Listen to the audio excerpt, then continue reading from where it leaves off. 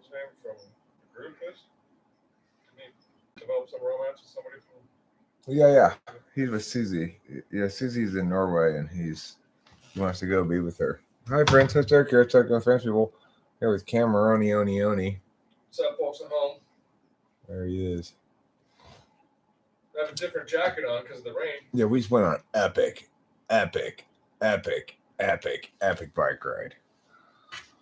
Like, if you wanted to find the word epic, you're talking about the bike ride. You could also call it a tour of Los Angeles homeless encampments. We went up the San Gabriel River by the Santa Fe Dam, and wow, a lot of homeless people up there. That's not really the topic here today. The topic today was incels, women, and dating. Hi, Rachel Lapalosa. I'm so glad you're here. I love you with all of my heart. Somebody asked me earlier in a live stream about incels. I've been sort of thinking about the topic, and I think it's an interesting topic. And I thought let's switch it up from virus time for a bit and discuss this. So, my beloved Rachel Apalosa has moved her flight forward to tomorrow morning, just in general news and updates. Fingers crossed she'll be able to get on that plane before domestic flights are canceled. If they get canceled, we're not sure. I'm glad we did that, Rachel. I'm glad we moved it forward. So, incel is a useless word. Well, it's a word people use, so it's used even if it's useless. What makes you think it's useless, philosophical thing? What is it about it that you don't like? There's a lot of things I can say about the term that I think are worth critiquing. You know,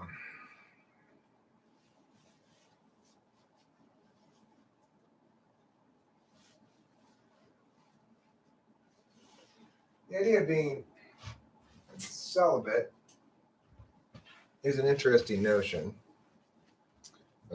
Something that historically has been a voluntary undertaking. And so the word incel is, oh no, Janet is the lady.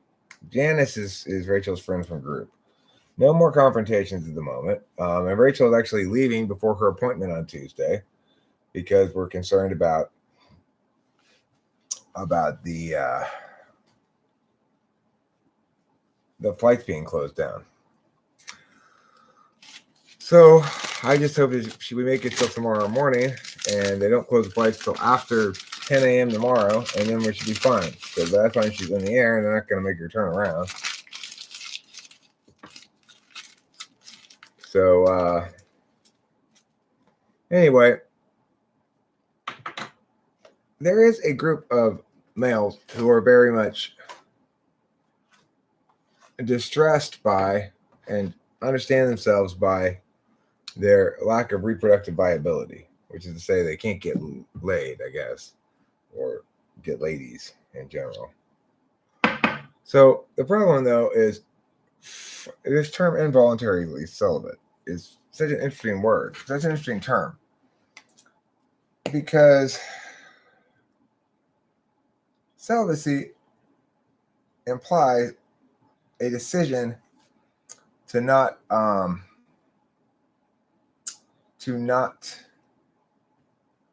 have sexual intercourse. It's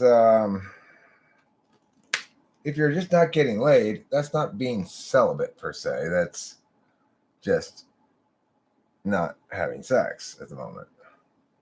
Celibacy, almost, I think definitionally, is a choice to not have sex. So the idea of involuntary celibacy, it's taking a word that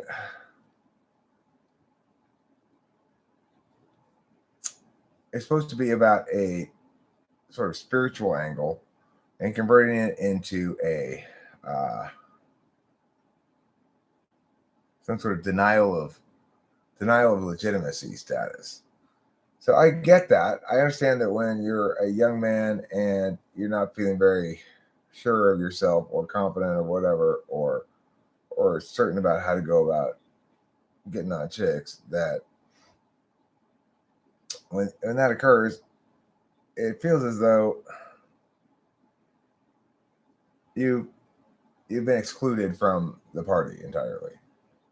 I felt that for a long time. Like, people who know about dating and stuff, well, they're all involved in some sort of secret club or whatever, and I don't know what all that's about at all. But of course, it's not like that remotely. There's no such thing, you know.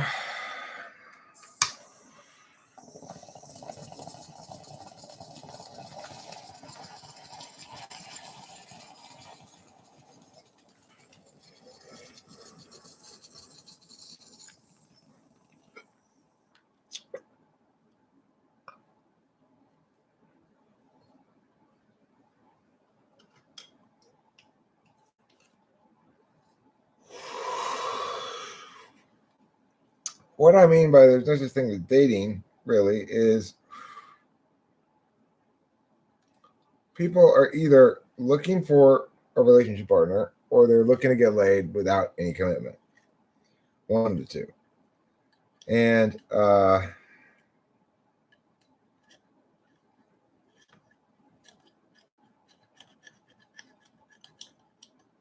those people have different agendas. You know, it's like,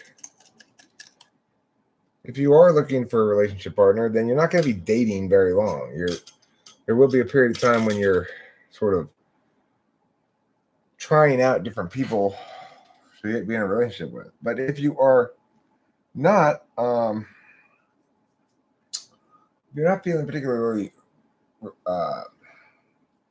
reproductively viable, then chances are with the first chick that gets on you, you're going to be like, okay, you're my girlfriend now. You know, it's just how it is for intuitives, I guess.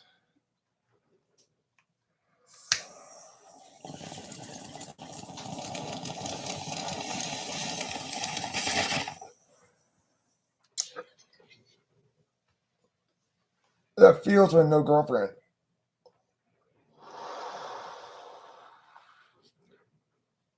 The thing is,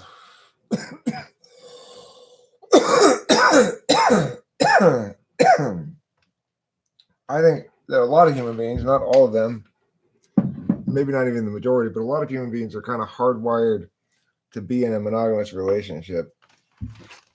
I think Rachel and I would never have been really fully happy except with each other. We were always looking for a relationship, but it's the right person too, you know?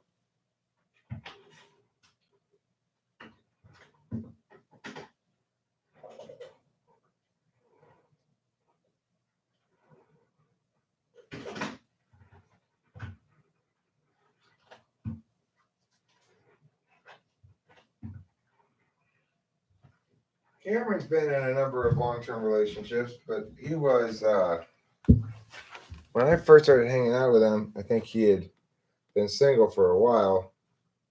True. Then he got back with an ex-girlfriend whom he's still with, right? Indeed.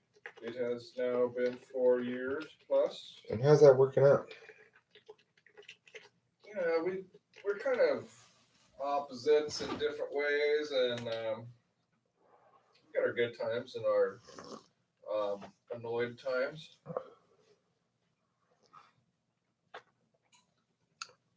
She doesn't like me smoking weed. Yeah, well, that's just stupid. Yep, that's annoying. That's a challenge if I smoke weed every day. You just got to win that battle. You got to make it such that she understands that her having an opinion about it, being judgmental about it, is shameful, and you're going to shove it up her ass. She tries to pull that shit on you. Yeah, it doesn't really go very well if she gives me crap about it. That's good. Because there's no change that's going to be able to happen. It's just not. It's not going to stop happening. I think non-dairy creamer is not melting enough. I never use non-dairy. Do you use the dry stuff? Yeah. Ah, okay. I always use like half and half. AKA the good stuff. But yeah, they call calling it good stuff. So I think the thing about calling yourself an incel, involuntarily celibate, it places the blame on somebody else, right? Like, there's no doubt that that's what they're doing. They're saying, I'm celibate and it's not my fault. In other words, what's to blame? Forces outside of me, namely the sexual politics.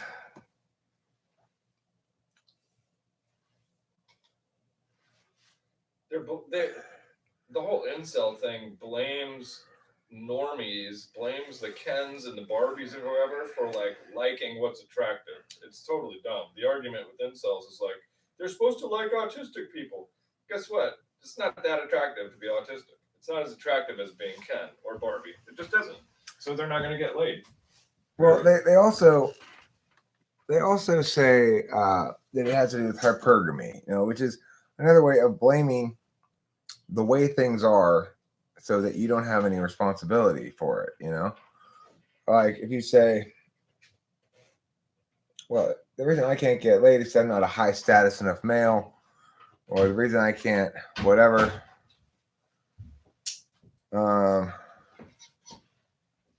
They're not willing to accept the social norms that one can learn that will get you laid. Any nerd could go and learn about 10 techniques, and they could actually go and attract a shallow woman and have sex. They could go rape a woman. That's free. It doesn't even cost anything. They could pay a prostitute.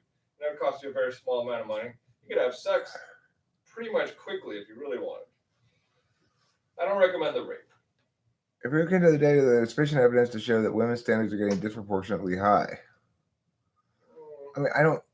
According to what? Yeah, I mean, that's dumb. Look,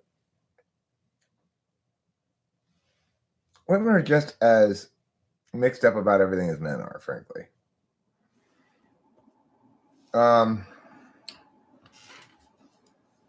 You have to decide ultimately whether you want to be in a relationship or whether you want to hump bitches. If you want to be in a relationship, then that stuff's irrelevant. People who recover from COVID-19 can still be left with substantially reduced lung function. Uh-oh. They just have to start vaping. That's all. Mm-hmm.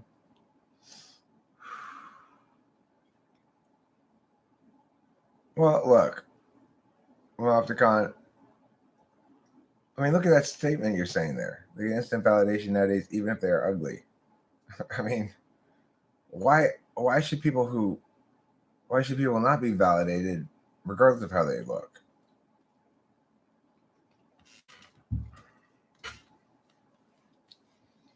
The bottom line is,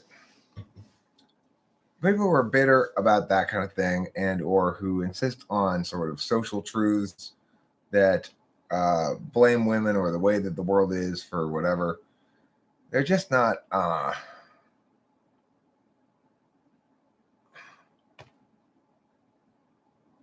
you're saying in the past men and women paired more fairly? What do you mean?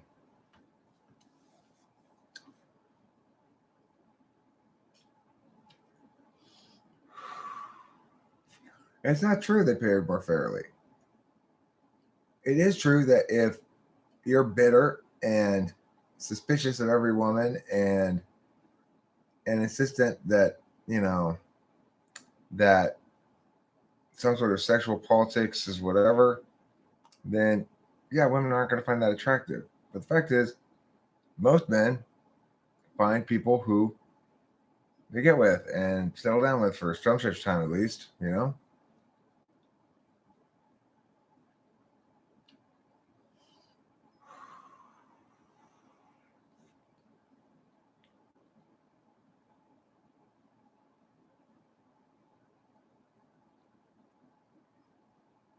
Why is that fair? Why would you want a chaste woman? I mean, don't you want to hump her?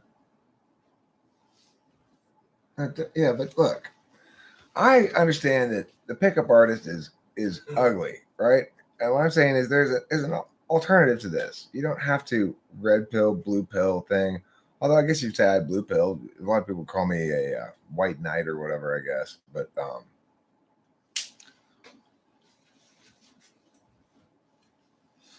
No, philosophical thinker, there's a difference. There are plenty of people who don't have boyfriends or girlfriends who, in fact, like Zandy, she doesn't refer to her boyfriend as her boyfriend. She refers to him as her guy. Why? Because people are all like, well, let's not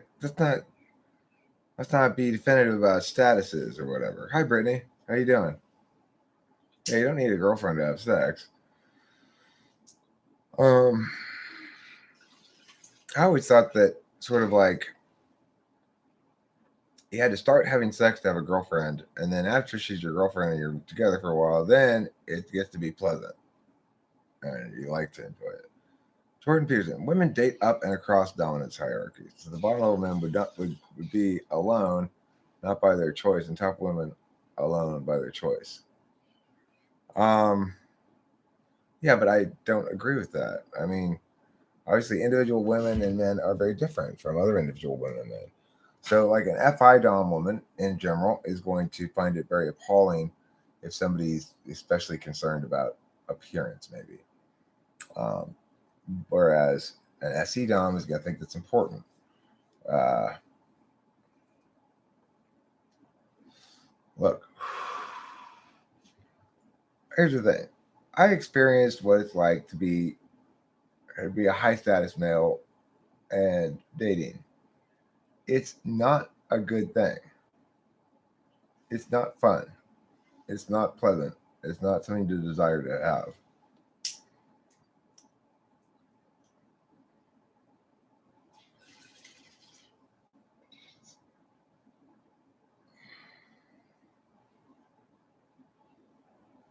So low status male date, when you're a low status male, dating is more fun.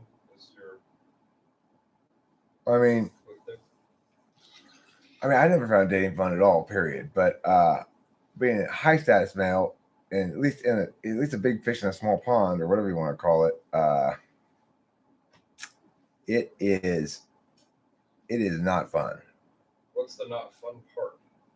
Well, it's like you've got chicks they're talking to you, and all of a sudden there's this narrative in their life where uh, maybe that's going to go somewhere, but for everyone but the one you end up with, it's not going to go anywhere. And then there's still community members, and it's like you realize I'm more important to other people in this moment than they are to me, and it's not fun at all.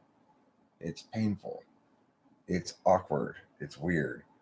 What would it be to be a low status male date? Like, what does that mean? I mean, it happens around here all the time where various males of more or less neutral status, or their status around here is going to be like how often they chat in the live chat. But people hook up around here all the time. And the reason is because it's an environment that lets people naturally get to know each other and get attracted to each other and interested in each other and stuff um, before they hook up. Yeah. But the thing is, that doesn't happen really in local geographical regions. So if you're dating people without who are in the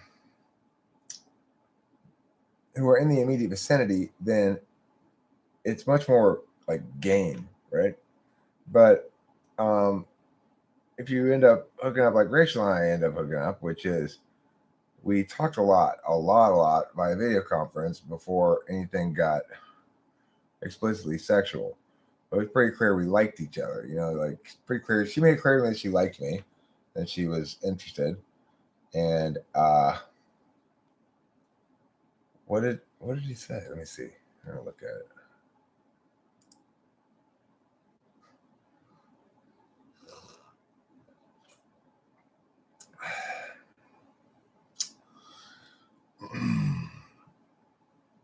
I probably already have it. That's what I'm saying, Mamopticon. Around here, there's not any game really. You've got human beings that you're talking to. Some of them female, some of them male. I agree, looks matter somewhat. But listen, you'd be surprised about about looks. I, you know, I am not by any objective standard an attractive man. I'm not. I've never thought. I've always sort of been aware of this, and but a lot of people perceive me as attractive. Why? Just status, I guess. I don't know, or just how you carry yourself.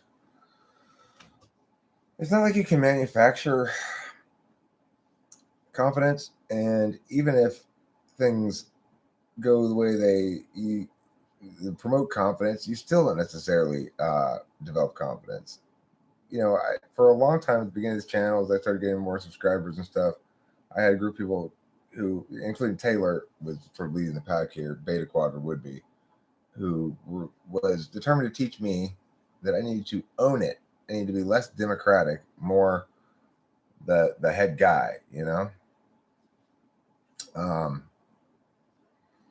yeah, I've got decent genetics. I'm tall. I'm 6'4". My jaw is decent because I've got a beard.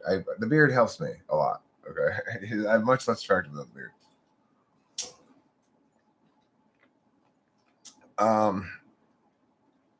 And yeah, I'm smart, but mostly what it is that I am at peace, more or less. I'm not.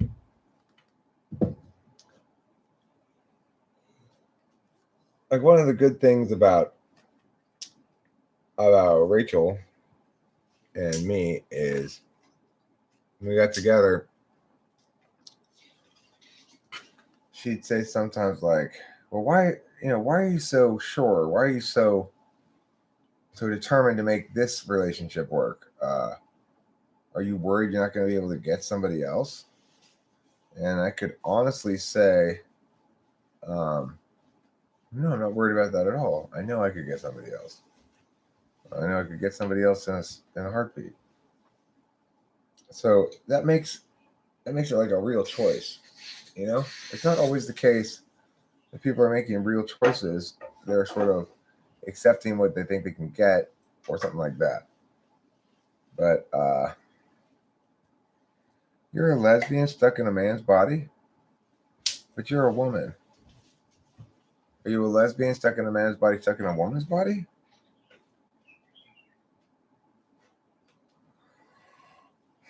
I mean, I agree. There are there are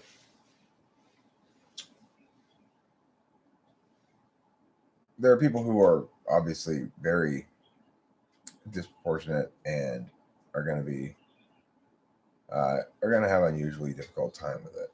So if you're really, really on the outlier end, on the bottom end of the outlier thing, then you're going to have some troubles. But you'll have to probably seek out outliers among females on the equivalent end. So I don't know. Looks don't matter if you're passionate about a thing and you do a thing. If you don't do shit, you could get away with being too pretty or something, or having just like you're really into some kitschy thing or something. But like, if people just do their passion, but looks don't matter if you know who you are. yeah, which means you do the shit that you're made to do. If that's attractive, it doesn't really matter what. If you're not doing what you're made to do, you can be physically attractive, but every other way, pretty unattractive. You spend all of your time to not figure out what you ought to be doing.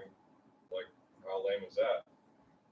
Mopticon, that's not true. Lamau, women don't care about your interests unless it makes money.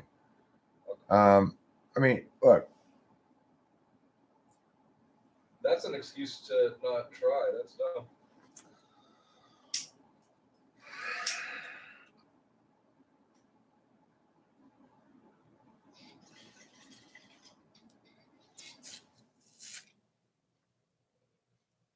I mean, it's not really true. Most women, like most men, are confused. Most women, like most men, are confused about relationships and significant others. Same thing. They're the same as the men.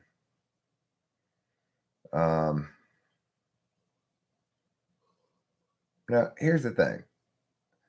There is a reality which is as follows. Women are going to have more sexual partners than men in general. Uh, the reason for that being that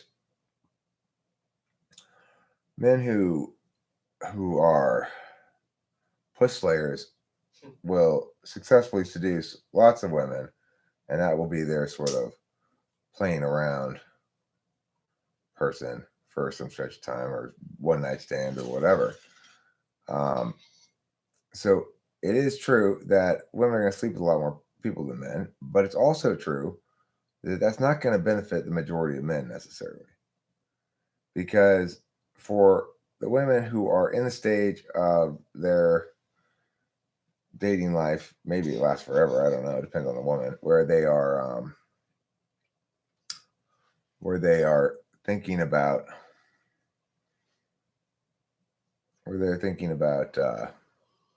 settling down, they've gone through some experiences.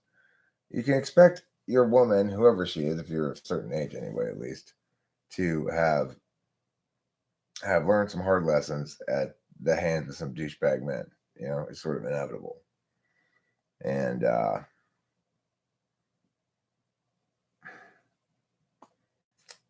mean, look, Opticon, it is true that intuitives amongst censors are going to draw this sort of conclusions. But you got to find the right group of people and the right sort of people to hang out with. You know,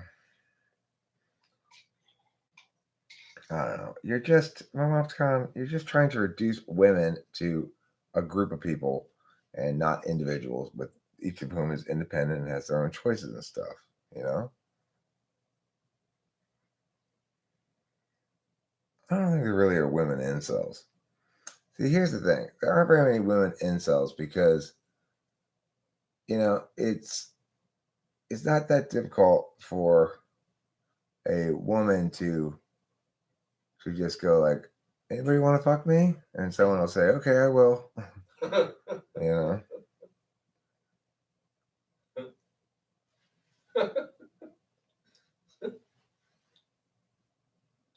I don't know what it's like to pursue non-committal sex with women. It seems strange. I've never exactly pursued it. I've entered almost every, well, maybe like once I pursued it, but in general, I've pursued a person with at least the possibility of maybe I want to go out with them. You know.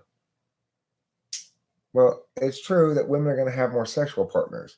That doesn't mean they have more dating power, because you got to remember that they're trying to find a guy who is not going to do to them what previous guys did. So they're always looking for somebody better than the people they found before. The first guys who are going to conquer some chick are always going to be douchebags, pretty much. You know, chicks are susceptible to some of the things that incels talk about. You got rejected left and right on Bumble. What's Bumble? I don't think I really want to hear about your time dating on dating apps, Rachel, to be honest. No offense. I'm sure you found plenty of takers.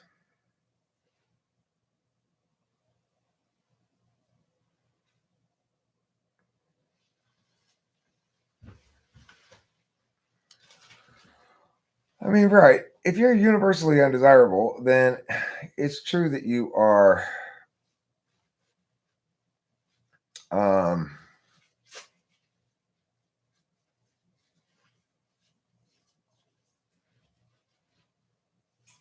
I'm sure that you're not going to do very well, you know. Nobody's really gonna want to be there. You gotta have something to offer, obviously.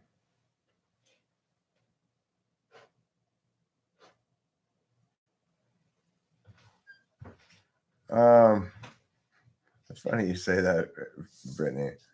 I thought when I said that, like, I'm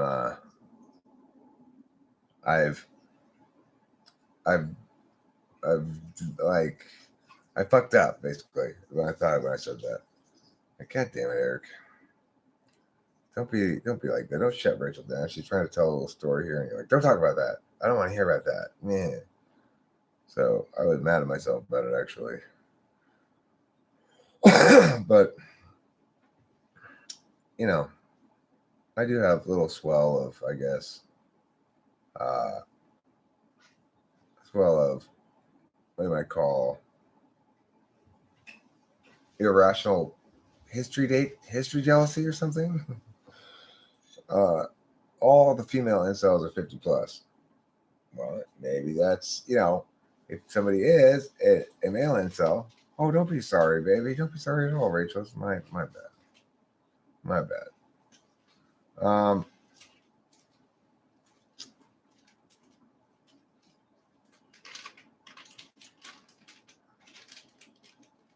well, I would say to incels then, why don't you aim your population at about age 65 to 70? You go after the 65 to 70-year-old women, there's not much competition. What if all that some guy had to offer was, I really like playing video games. I would like to have sex sometime. Like, they're making themselves an incel. If they're that selfish person that all they do is play computer games all day. I'm hoping to find somebody and come over and suck my dick in between sessions of Overwatch. Yeah, like, how attractive is that? Some guy who just literally sits and doesn't move a muscle. Like, it just doesn't really seem like they deserve to get laid.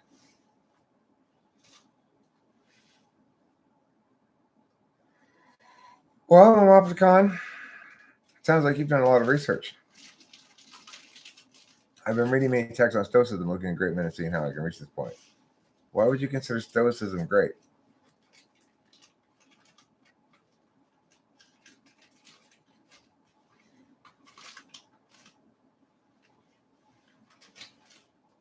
I dislike all the things that become conflated with the term incel, but I guess if you rally yourself behind a term, you're going to be judged by your actions, not how the term is defined.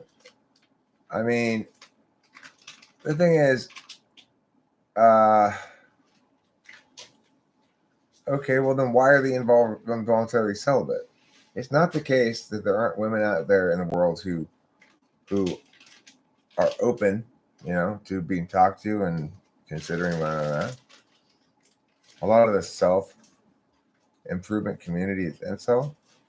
Okay, if it was self improvement, then they would be vocels. It's that involuntary part that's the problem, right? They're really into self improvement. Then the first step they need to do is to take ownership of shit. That they are temporarily celibate pending, perhaps. Have some sort of positive approach to it that doesn't blame everybody else. No, I don't think it's always wrong to seek out sex with multiple separate partners. I don't think that's wrong. I just think it's not for me at all. I never found it comfortable, and I never found it safe or anything I wanted to do. But well, of course it does. Of course it is misogynistic. An incel says, "Look, it had nothing to do with me. Women are unable to choose like human beings because hypergamy and their drive to go for the alpha male and all those other realities that in the modern society and stuff, the way it is, how chicks are not really people who make decisions or individuals. How they're all just representative of this group of people who are like cattle kind of. Well, yeah, the cattle are trained wrong, and so I don't get laid. It's inherently misogynistic. The whole term is. The whole idea is. Okay, but look, here's the thing with MobsCon. I had a long period of celibacy that was, I guess you could call it involuntary celibacy. From the end of college through my later 20s, about 4 years or so. And during that time period, I felt bad about myself. I felt not competent as a male. I felt not reproductively viable, but I didn't blame women. And I didn't, I just thought, well, I guess I've got to be, I don't know how to do this. And I've got to,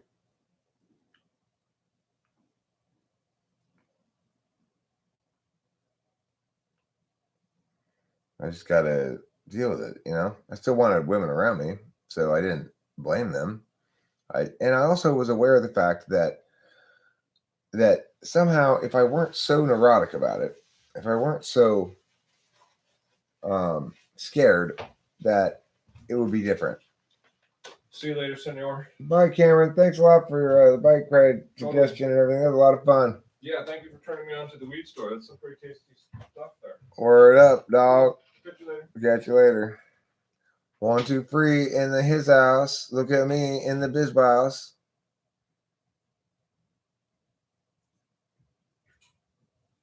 It's just,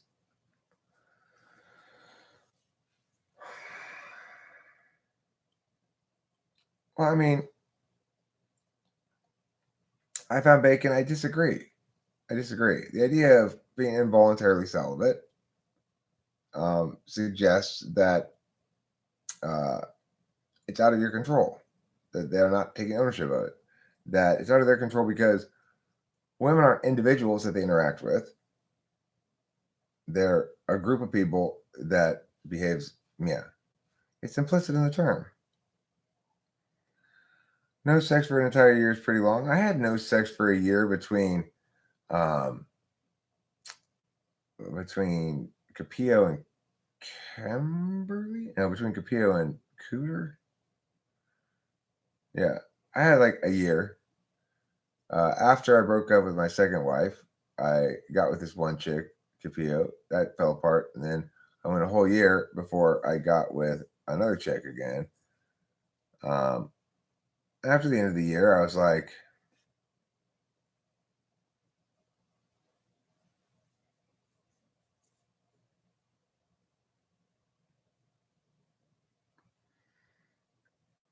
okay, I need to get a chick now. And even then, I didn't understand that I had status now and it was different. I just didn't get it. So because someone wants to get laid, but they can't be sexist? Wait, because they're sexist? Wait. Because someone wants to get laid but can't, they're sexist. No, I'm saying the term involuntarily celibate, it necessarily implies of certain things, right? Because it's if you're dealing with a woman as an individual, each woman is an individual, which is how women want to be dealt with ultimately. Like, a woman doesn't want a person who goes up and says, "You are a woman, I am going to hump you." I'm not saying they necessarily believe, the people necessarily believe this. I'm saying it's implicit in the term, If when people understand that women are individual human beings, and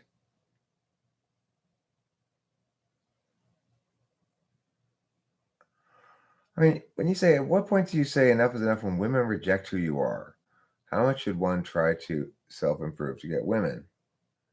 At what point does it become an unfair burden? I'm not saying necessarily self-improve to get women. I'm saying talk to women as though they were individuals instead of saying to get women. If that's what you're trying to do, you're trying to fuck a bunch of women. Well, you're right that you're not equipped to do that if you're involuntary celibate. I'm not equipped to do that either. I don't want to do that. It would not make me happy. If I want to be in a relationship with somebody, then I need to actually remember that what I'm looking for is a specific person who I really like and want to be in a relationship with because of who they are and how they're compatible with me. I'm not looking for,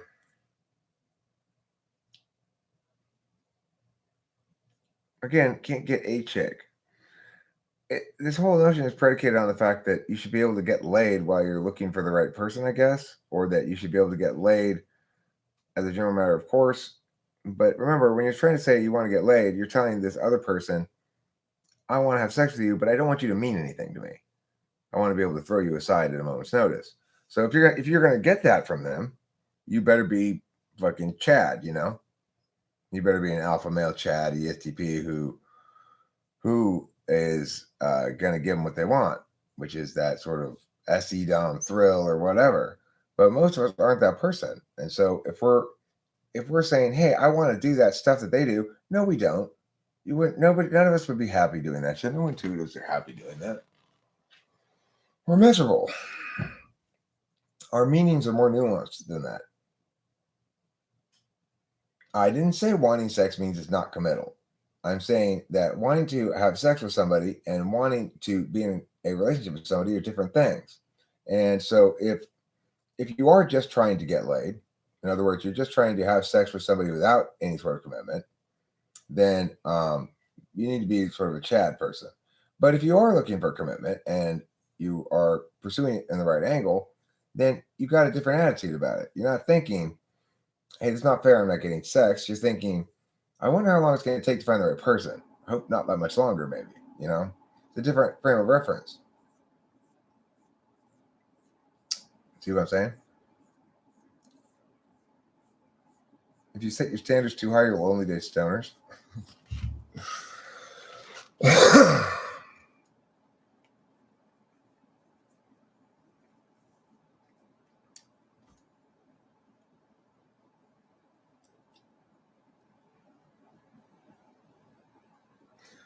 Well, Mopscon says, well, my experience treating women like me gets you laid, and talking to them in a genuine or vulnerable way turns them off.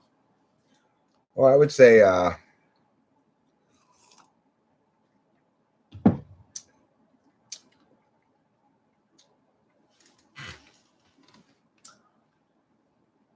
look, it's a tricky reality. Well,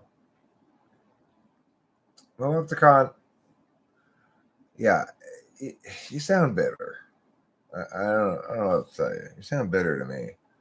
There's no sexual marketplace. I mean, there is one. I understand what you're saying. There is a sexual marketplace, and it's true that high status males have a lot more capital in that marketplace. But that makes no difference than any other marketplace. Um, and uh,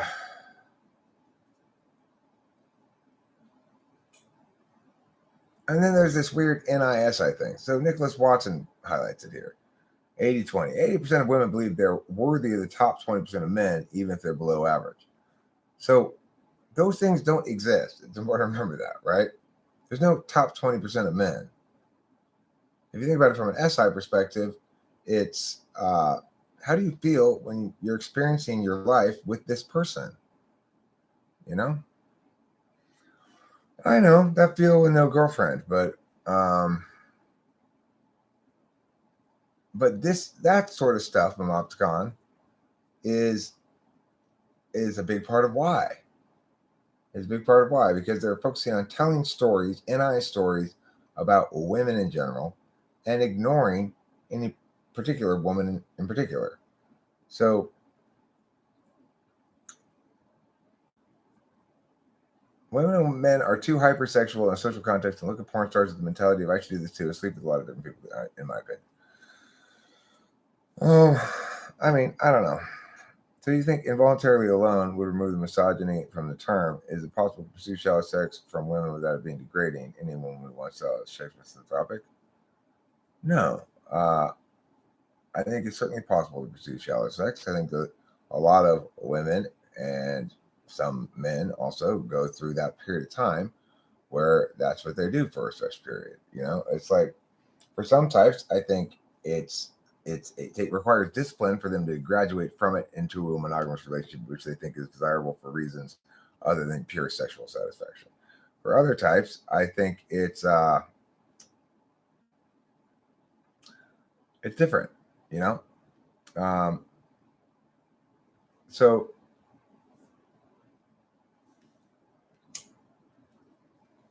like we have to remember the SI-NI distinction. So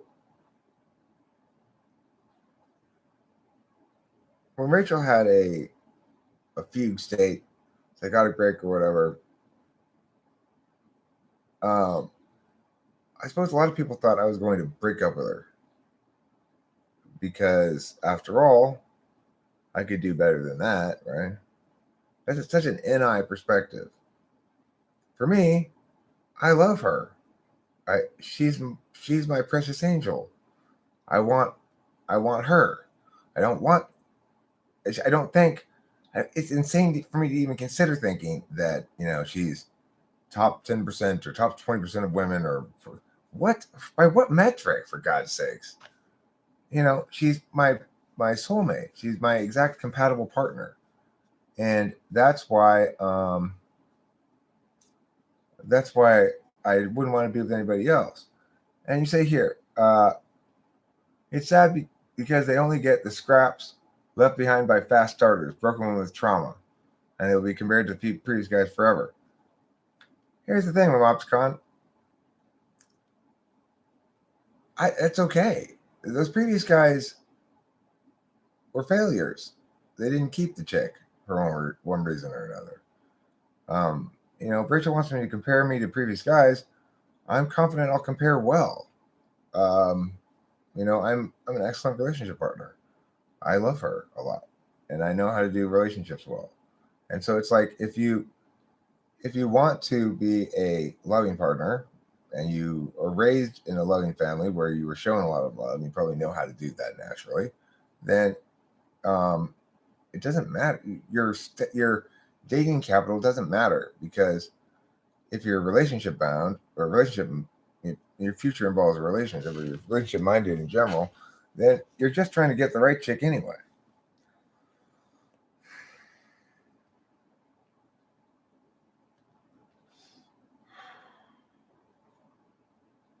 Well, I mean, I don't have a well-paying job at the moment, so I guess I'm not in the top 20%. The thing is, Rachel, you do compare, and I do too, and we should. Because why? Our previous bad experiences are part of what help us understand just how dramatically perfect this is compared to anything we've had before. For me anyway, those sort of comparisons make it very clear, like, this is what it's supposed to be.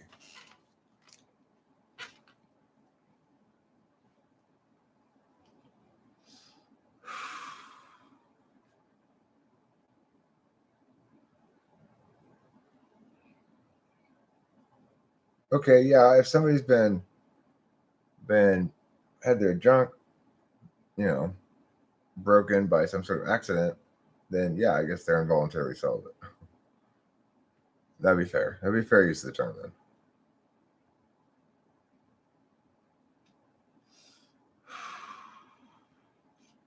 I personally think beliefs essential successful action, incels and manipulars don't believe in what will actually work for them. Look, the stories we tell come true. That's simple. The stories we tell come true. Mobsicon, the stories you're telling are coming true for you in the future if you end up with somebody who's had a lot of previous relationships. You're going to start thinking of them like that, as used up scraps that somebody else got them first, got the good part of them first or something. It's ridiculous. Like, what are you talking about? They're a human being who's had experiences. Just because they've had some bad experience doesn't mean they're going to carry a toxic trauma into the relationship. Rachel's had some bad experiences, but she's totally not toxic at all. And the bottom line is, what matters ultimately is compatibility. When you're with the right person, you realize that really not anything else matters. I know. If you want to have stupid pointless sex to feel like a man or whatever, go for it. But it's not going to make you feel better. That's the bottom line. It just won't make you feel better. You realize what I'm saying is true. That instead of, if I were not attractive to women now, and I was young and engaged in this sort of community, I would talk about it somewhat, probably, but I wouldn't talk about it angrily or bitterly, because ultimately, if you're open and human in the world, by and large, it works well. People respond to the truth and not, bitterness masquerading as some sort of social critique.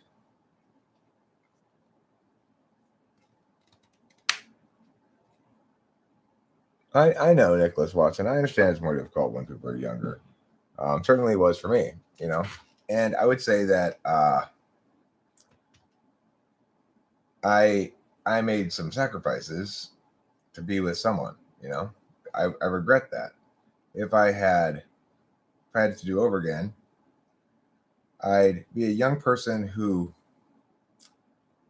made an effort to be open and purposed in my self development, and have that opportunity to be intimate on a non-sexual level with women first, and see what happens. That's the thing that talking with family people allows you to do. Is people here talk to each other off on the side and chat it up and form whatever relationships or something, or crushes, I guess you say. And then at some point, some autumn even just end up flying to each other and hooking up and stuff.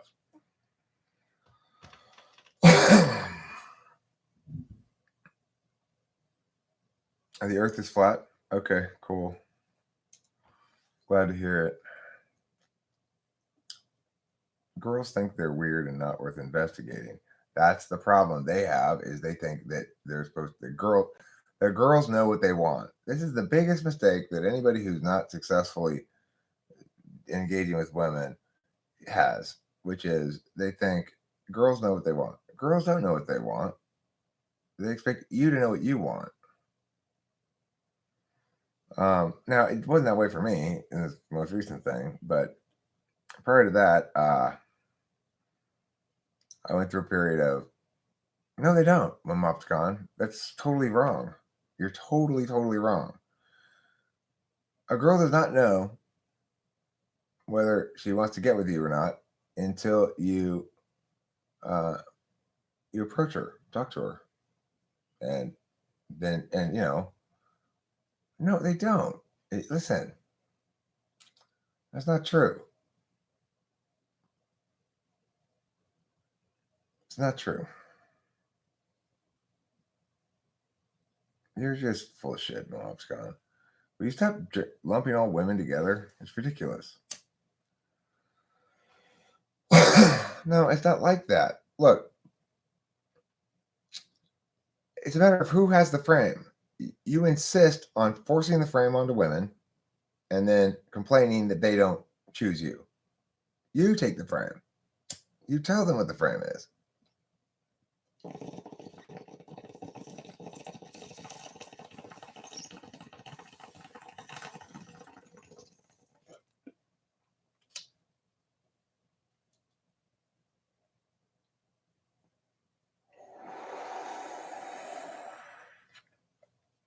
Yeah, I agree with that, Mujin. Especially young women. Young men.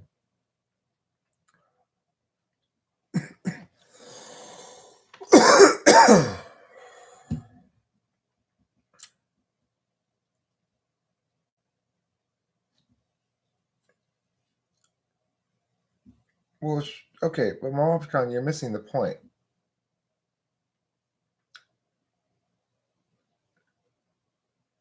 How do I put this?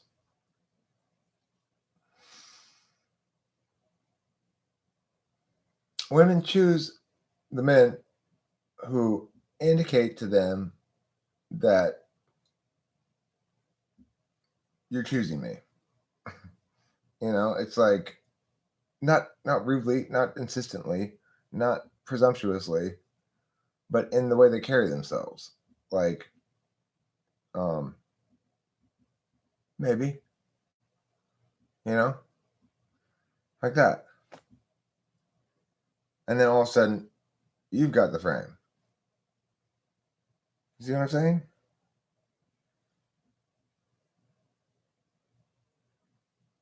Women, like men, find themselves in relationships 6 months in going like, how the fuck did I end up with this person?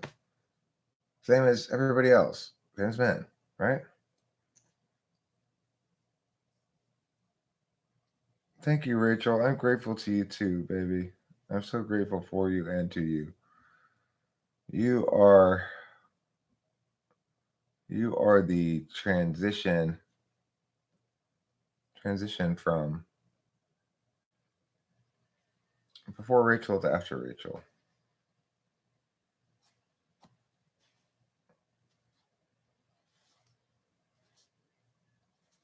Well, yeah. I mean, it's obviously it's a nerve-wracking enterprise, you know, trying to get on chicks and whatever. Most of the time it's a nerve-wracking enterprise, unless you're in a weird situation like I was the last time. But other than that, it's always a nerve-wracking enterprise because you're dealing with the fact that they may or may not like you. Like I went out with this ENTJ. I took her out on like 3 dates, spent a fair amount of money on her, and at the end of the third date, she basically like ditched me and said, "No, you're not going to get on me," and that was that. Because we both knew that in the third date, if I hadn't gotten on her by then that was the time to get on her, right? Like I did the pre work, so it was time to get. I expected to get on her, but she didn't want me.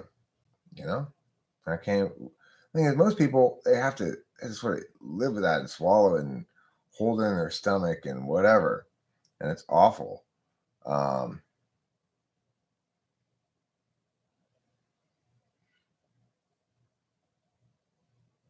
but for me, I came back to my house and said, "What the hell? What did the chick do? What the fuck?" I complained about it on the internet, of course. And then I have people go, "It's okay, Eric," and stuff like that. So that's helps a lot for me. But I get that most people don't have that. So I don't think that could create incels. What happened to me? There are a lot of channels dedicated to help you become the alpha male, which have some good advice and bad advice, a lot of sexist advice. Treat women like prey that you win.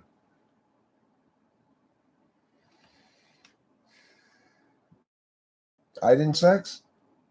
I wasn't sure. It's like, as always with FI Polar, I just sort of carry along until there's some reason to not go out with the person. You know,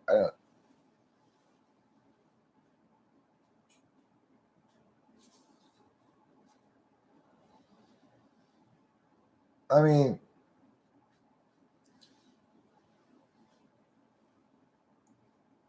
imagine someone starting out dating and having that happen over and over. Yeah, I mean, it's tough. I mean, for me, I just think to myself, have a YouTube channel and talk it all out. What else can you do? But I guess that's not for everybody. I don't know. That's for me. That's what I would do if I were in that situation. Because yeah, you can't be passive or indecisive. Well, that's true. You need to be decisive. So it's like, well, as I said before, let's say you're a ham bone and you start talking to some chick here on talking with famous people off to the side. It's like after live stream ends, you go see Julie and in the in one of the in some whereby room or whatever. Chat with her there, or chat with her on Facebook call or something like that. Google Hangouts, and then you've talked to her a few times. Well, this is what it means to be decisive and know what you want. You have to know that after you've talked to her, on the third time you talk to her, if you talk to her, especially for a fair amount of time, the first couple of times, you have to say, "Show me your boobs," or else you're gonna end up friend zoning yourself. You got to make it clear if you want to see those boobs, you just got to say it. Hey, show me can I see your boobs? Like that, you know. Then you know. Then you know if uh And then you know if they are serious or not, if you're on the same page.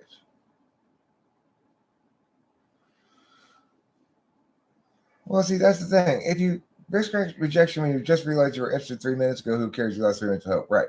Well, here's the thing. That's what I think you don't want to do is make it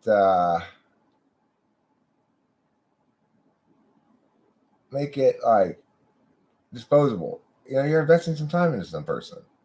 You have a couple of long conversations.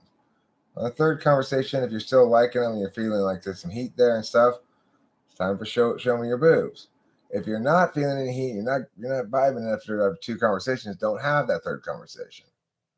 If you're not vibing after the first one, don't have that second conversation. It's that simple. Eric, did you say ESFJs are the best match for INTP because they don't listen to us? I didn't say that. I do think that ESFJs are the best match for INTP, but not because they don't listen to you. that wouldn't make sense. I mean, look, women say to men can damage them for a long time.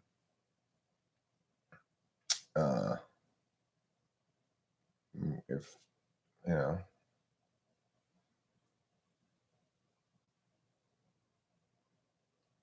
your selectivity is shown by how often you make that move, not by how long you take to make it. Well, then you're just talking about the FE aspect of it. What I'm saying is there's an FI aspect too. If you're just concerned about how your perceptions are being managed and not what you actually feel yourself, then, yeah, that would definitely put an end to it right there for sure.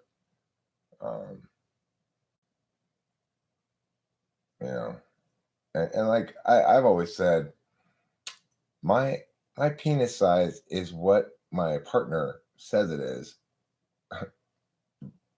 and it's like, so I can feel like well endowed, or I can feel like meek, depending entirely on my partner's attitude.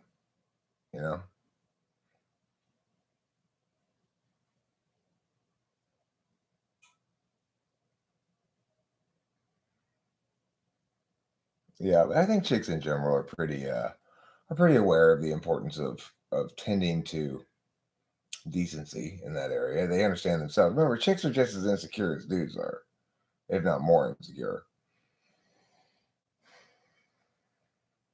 They're always think that there's something wrong with their body. Chicks are chicks have body image issues. Um,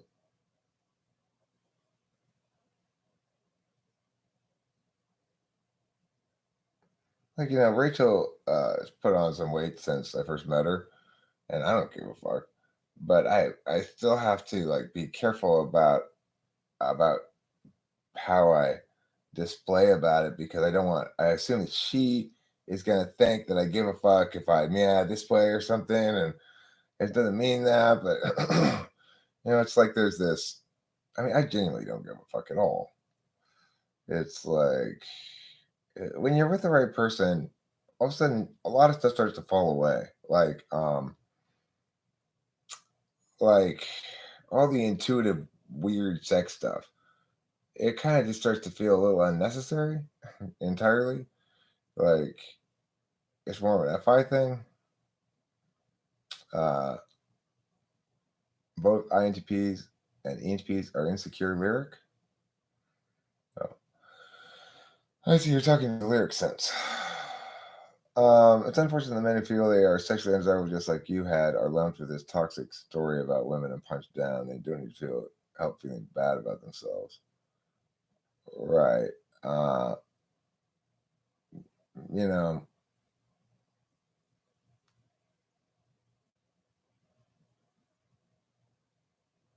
yeah, I think NTPs are insecure in general, uh, about about their you know abilities with women, because both of them have SE unconscious. They Neither of them feel comfortable with the sort of blunt meaning censor world of dating where intuitives inevitably feel awkward because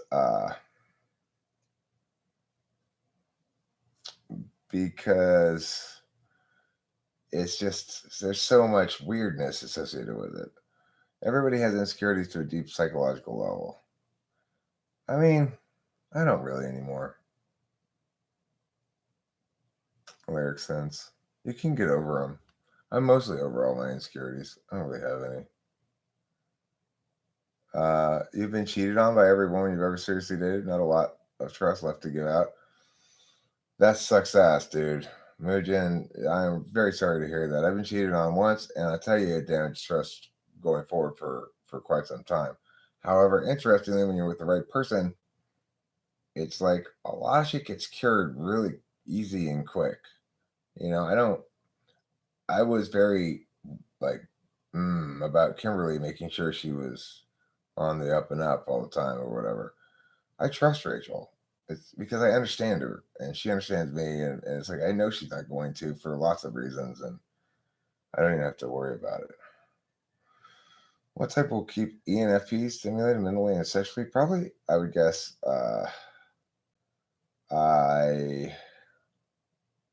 INTJ is best for ENFP. INTJ.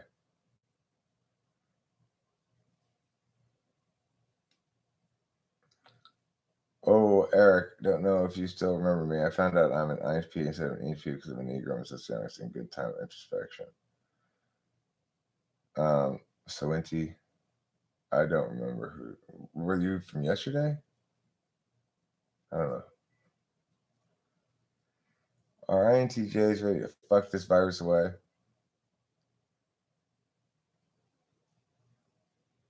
I'm not sure. You'll have to ask INTJs.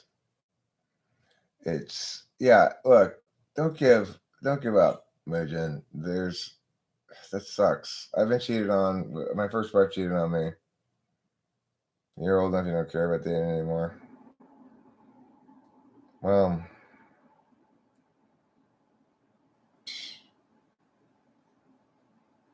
sucks ass. Anyway, the world is full of mostly good people and some bad people. And the problem is, for intuitives or ENTPs, especially, and I think it's so much true for INTPs as well, we don't necessarily make good choices about our relationship partners. A lot of people don't. People want to be with somebody, you encounter people. There's not any real way to go and test different people until you find the right one that works. You're either keeping your emotions away from the thing and being sort of emotionally distant from the partners that you're talking with, in which case, and you're having just casual sex with them, or you're getting close to each one in turn, in which case you're going to having longer stretch sort of mini relationships. It takes a little bit of while to get to know somebody, and so there's not a good way to find the right person unless you were to. I mean, I think typology is the most promising way to do it. It should be, there's a couple types I think I'm confident should be together. INTP, ESFJ, I'm confident in. INFJ, ENTP, I'm confident in. INTJ, ENFP, I'm confident in. I think ESTPs and ISFJs should be together.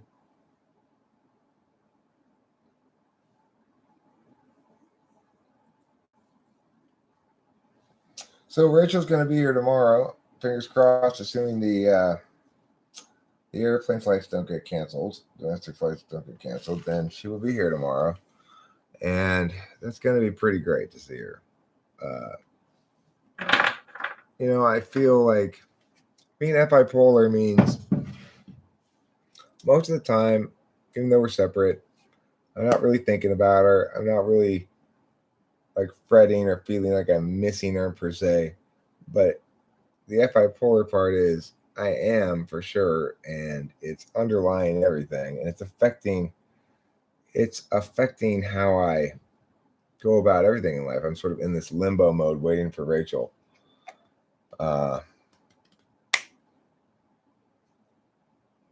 How come ENTPs get the quirky INFJs and INTPs get the maid chef yes man hybrid? Because INTPs need more FE than ENTPs do.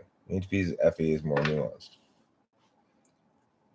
I don't like dating ENFPs, INTJ. Okay, well, do you like ESFPs?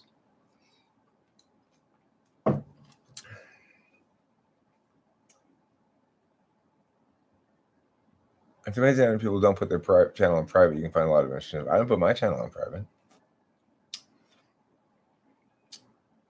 Dating for my age or under is a joke. It's almost all hookup culture and people cheating. Gross as AF. That does sound gross AF. In the jungle, the mighty jungle, the lion sleeps tonight. In the jungle, the mighty jungle.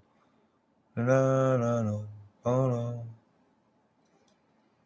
People say ENFJ, INFP. I don't. I say ENFJ, ISTP. 1 minute you're dating an ENFP, the next minute she's hitchhiking across the country to join a drum circle.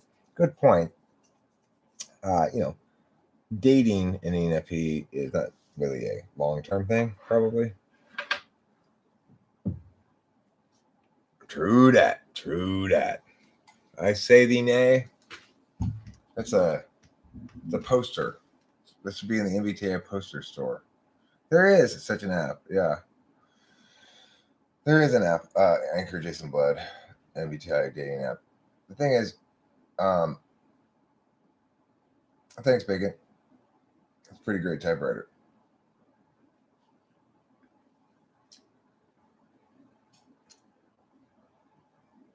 Yeah, I used to have like 30 of them. I used to collect them, but ESTJ is very relationship oriented, and they're looking for an ISTP to mother hen cluck over, you know. And ESFJ will cluck over her INTP. Temptation resistant is the true measure of character. Fortune I pulled. Well, I mean, kind of is, you know. It's one of them anyway. It's one of the true measures of character. I guess it probably is temptation resistance in some way or another. It's like if it's tempting to tell a lie, you gotta resist that temptation. It's tempting to take that quartz rock thing from the beach. We gotta leave it there, you know.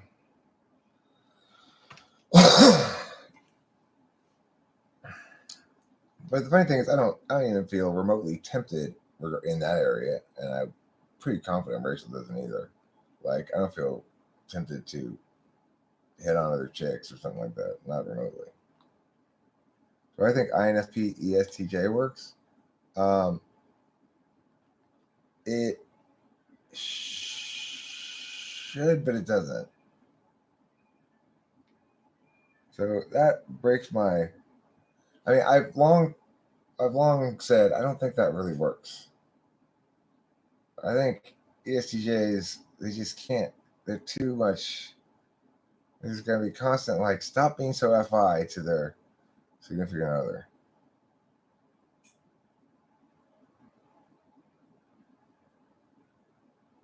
All right, cool. Good evening and hello. Host Eric, who does not feel tempted. How is everyone tonight, today, and tomorrow? Well, I am.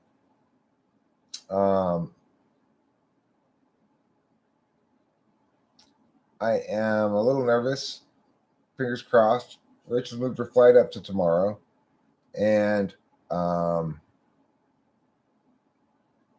hoping now that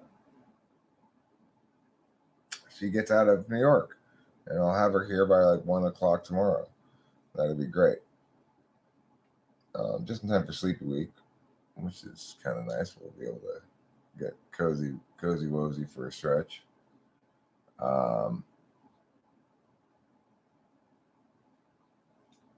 ISTJ is a good match for INFP. I think that's true, Hambone, actually. That makes a lot of sense. It may be that there's not a single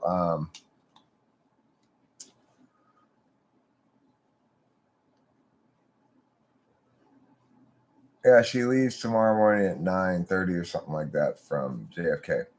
Why is ENTJ best match for INTP? ENTJ is not the best match for INTP. No, ESFJ is the best match for INTP. INFJs and INTPs will ultimately clash over the NI because the INTP countervalues the NI. INFPs will ultimately clash with the INTP because nobody's writing any SE, and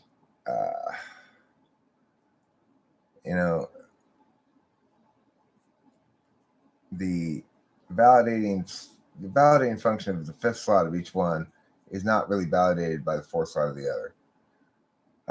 Let's see here. ISTJ works with almost everyone, the healthy ones. The ISTJs are pretty cool. I enjoyed hanging out with Cameron.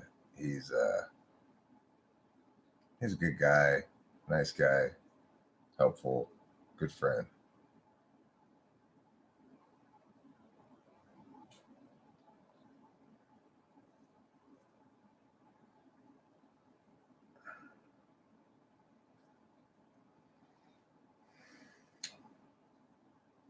I feel this desperate need to have her with me, and I feel as though I'm just dragging along until she gets here. I have some notions about asking her and giving moments what I ought to work on and having her give me an answer of some sort. And, that'd be sufficient motivation to make me work on that thing.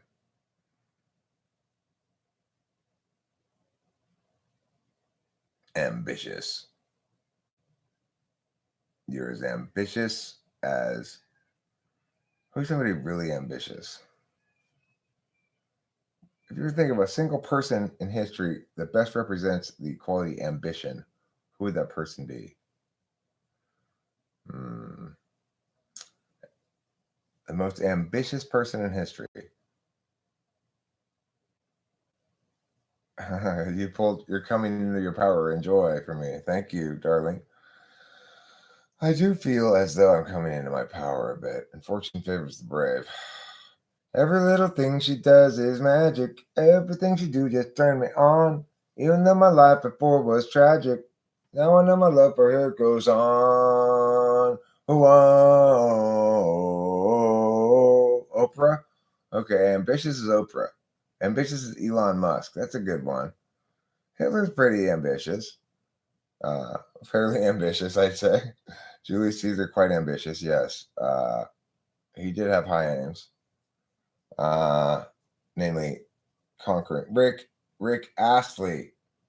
Good point. Genghis Khan. Okay, those are all ambitious people. Is Rick Astley that ambitious? I'm not sure. Genghis Khan, ambitious. What about Attila the Hun? Napoleon, also very ambitious.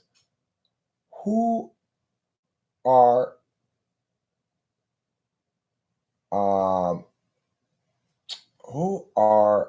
more ambitious, Genghis Khan or Attila the Hun? Big question. You say Genghis Khan, huh? You're gonna say Genghis Khan.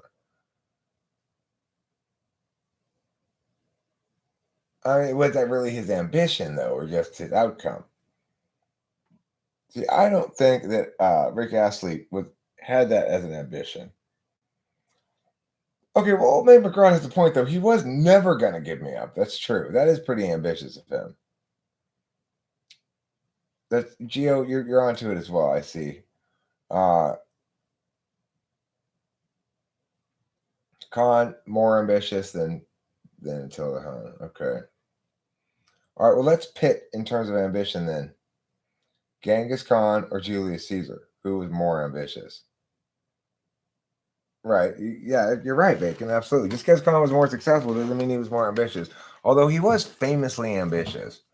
Like he once said, "It's not enough that I win; others must lose as well."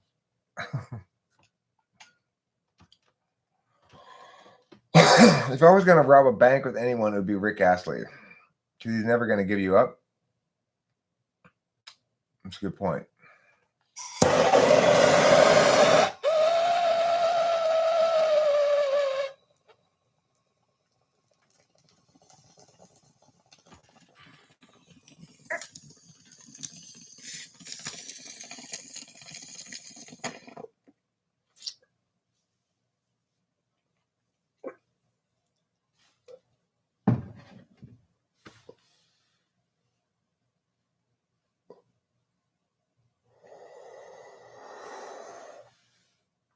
Okay. Most powerful person in history whose merit or skills had nothing to do with their position and power. They either stumbled into it or family connections or whatever.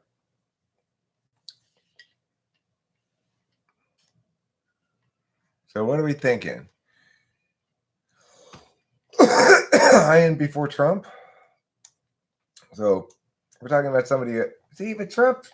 No, I mean, look. Trump's success has a lot to do with his SE nature, his just doing shit all the time, whether it's a good idea, bad idea, whatever, just do it. Frank Stallone's a good answer. Marcus Aurelius, Nero. Okay, so why was Marcus Aurelius have nothing to do with his position or whatever? It was just purely a hereditary position?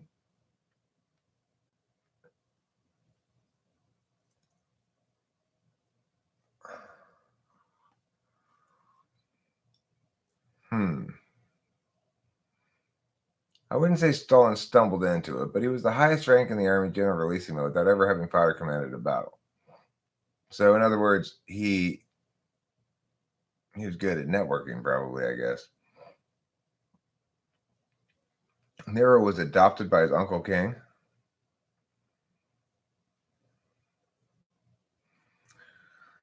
Billie Eilish. What about Ulysses S. Grant?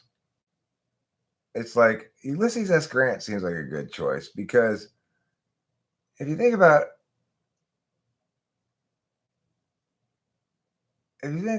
Ulysses S. Grant, just about anybody could have been as effective as general for the Union, provided they just weren't abjectly terrible. Grant was a drunk, and he was the general of the armies of the Potomac, and all he did was just a sort of straight ahead, down the middle of the road thing, and just try not to completely fuck it up. He had a huge advantage numerically over time, and he just basically the more talented people kept fucking up or dying around him, and so he just Lincoln was stuck with him. Lincoln didn't even want Ulysses S. Grant, and then he became president. And he was just an old drunk,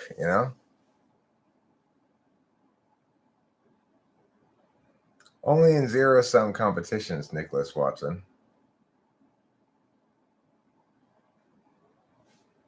So that's what Genghis Khan was saying there, is that he only wants zero-sum competitions, that for every win he gets, someone loses one. Forrest kept on running.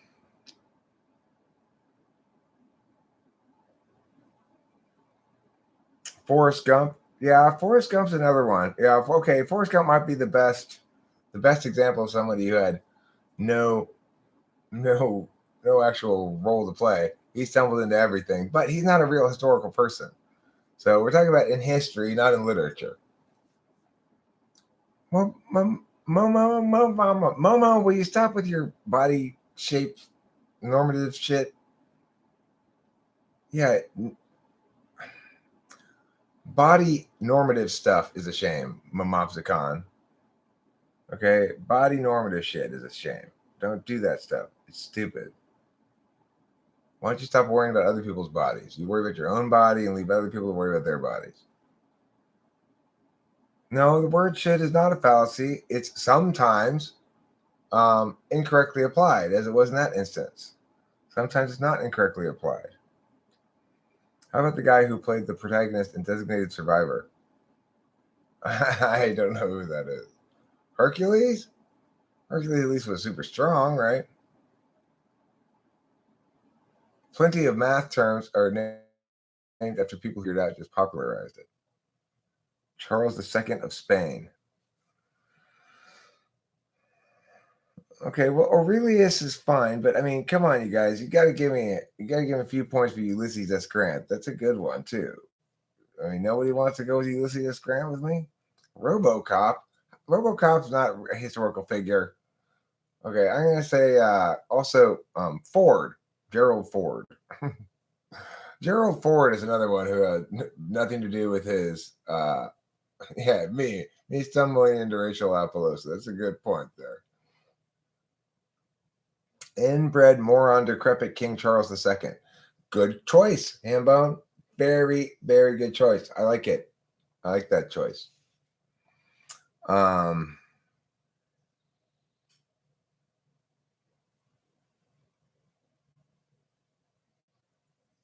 Napoleon's been said before, but Napoleon was a very busy guy. At least he initiated lots of things. Grant didn't even make any decisions. He's just like, what did Lincoln say? We're supposed to go attack over that. All right, give me my whiskey. All right, let's go attack. No, not Lincoln. Lincoln had lots to do with his whatever. You know, he had clear. Yeah, Kardashians. Well, Kim Kardashian at least filmed herself having sex. I guess she has something to do with that. What is the greatest event in history? The greatest event in human history.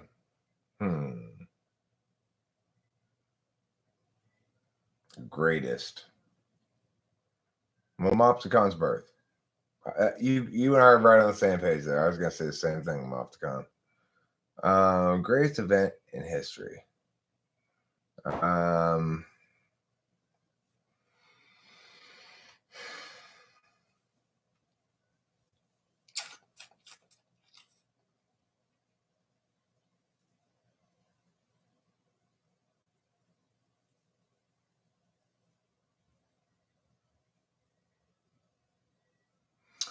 I would say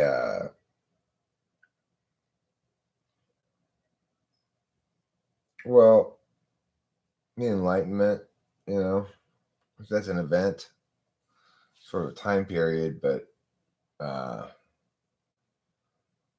in terms of human history, I would say the Enlightenment period, when like when people like Voltaire and stuff were writing, and rationalism, where TI was becoming a meaningful competitor in the marketplace of ideas, prior to which it really only been FE and TE and SE and other shit. It's like the logic of shit didn't ever really matter. It wasn't until the Enlightenment that people started really doing science and philosophy and stuff again. So after the Greeks. Fire is totally overrated. Totally overrated. Nobody invented fire, okay? They discovered it. They discovered it. It was sitting there. It was there the whole time under that rock. Finally, somebody lifted up that rock. Why is that rock smoking? And they're like, oh my God, we discovered it. It's fire. I declare this fire in the name of Portugal. The Renaissance. The Renaissance? Okay, I guess that's sort of the same thing as the Enlightenment, somewhere. Invention of the Internet's another good choice, Eric Moore. I thought about that one as well. But, it's like, yeah, I mean, really, that... Actually, I'm going to go with the invention of the Internet as well, because it's the creation of the real metaphysical field. You could also go printing press, be another possible good answer. Because the thing is, I mean, I also, that's another good answer, atom bomb. Nuclear bomb is a good one. Internet or nuclear bomb. The nuclear bomb has changed all of human history. Nuclear bomb has enabled this long period of peace and globalism to occur. Without the nuclear bomb, it wouldn't have happened. We'd have endless series of ever larger conventional wars. The invention of the triangle. I mean, like, ding, that kind of triangle. The factory. You mean the Industrial Revolution?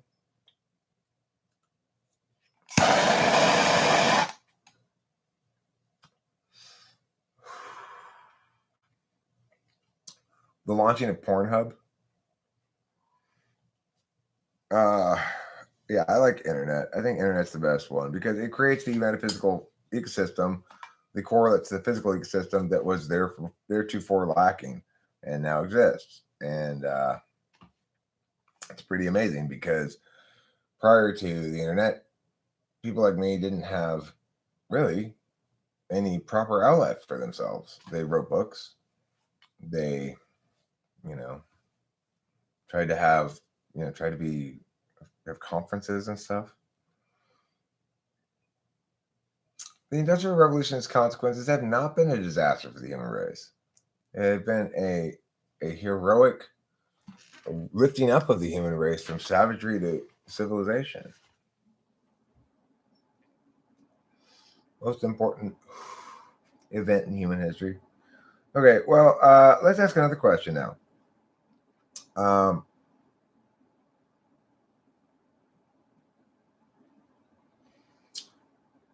A person without whom their era would have been substantially worse. Person without whom their era would have been substantially worse. Sky Gear. That's funny. Listen, Pornhub is only meaningful at all when Rachel's not here. When Rachel's here, who needs Pornhub? I got my own personal Rachel Lapa Pornhub Losa.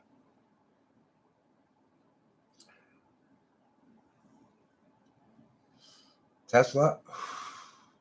Thanks, Anchor Jason Flood. You're so sweet. Not me. Person in history that the era would have been worse off without them. Most worse off without them. The guy who discovered the cure for smallpox. Oh, Mr. Smallpox vaccine.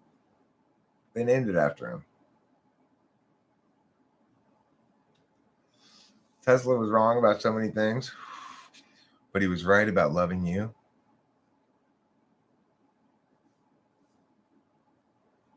Whoever refused to launch the nukes. Good answer, Bacon. Good answer. That Russian guy who didn't fire the response he was supposed to waited longer. Martin Luther King Jr., possible and good one. George Washington, interesting answer.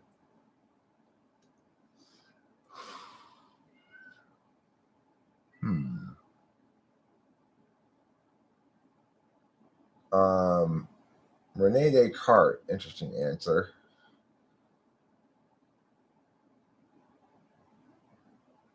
Alexander Fleming. I don't know who Alexander Fleming is.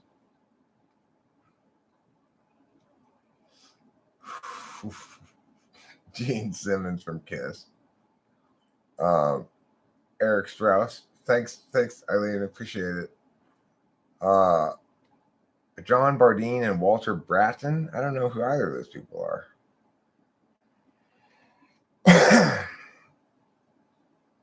Invented penicillin, huh? Oprah.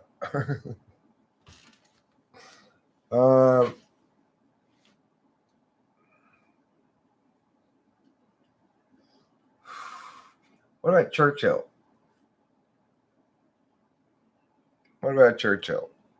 He was Churchill was a guy who, the Beatles isn't a guy, Eric Moore. The Beatles does not count as a guy. Okay. The Beatles does not count as a guy. Schindler, the Schindler's List fame. I mean, that's not that, he didn't really save that many people. You think about it compared to like, if it depends how you count the people savers, I guess. People saving.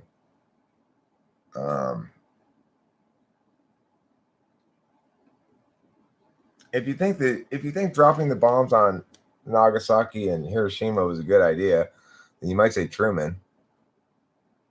Churchill was a scumbag?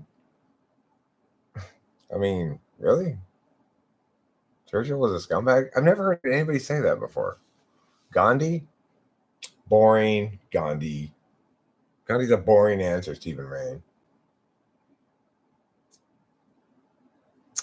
Jung.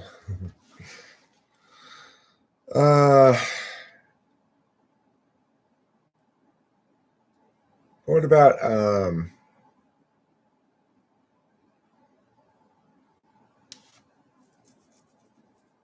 Mark Twain. I don't know about Mark Twain. Mark Twain had a lot to do with the sort of defining the milieu of the era for everybody. I think Mark Twain's, Gandhi didn't do a goddamn thing. Gandhi was so lazy he didn't even eat for a long time. That's how lazy that guy was. Should I tell that story? You want to make a film of that story? It's the boringest story ever. So, was single-handedly responsible for the death of millions in the famine of Bengal? I'm not familiar with that, actually. I don't know anything about it. I have to look it up. Never heard of it before. Lincoln's not a bad answer.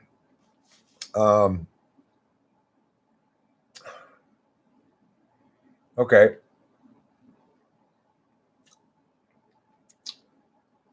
A single person, if you could travel back in time and kill them, that would make the most positive difference.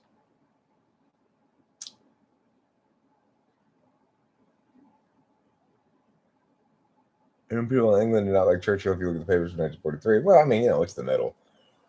It's the middle of a big war. See, I was thinking Stalin might be even a better choice than Hitler in that instance. Jesus, come on, Desert INTJ. That's ridiculous. Mao's a good choice. I think Mao's a very good choice as well. Or that guy in Laos. Who's the guy in Laos? Freaking. I think Stalin's a really good answer. Mao's a really good answer. It was just a guy who could take on Hitler. Well, look, here's the thing. I'm convinced the Allies would have beaten Hitler regardless, and Hitler might have gotten further into Soviet Russia, ended the communist regime there, and we would have had a lot less troubles, Karl Marx. Somebody else, maybe Karl Marx is not a bad idea.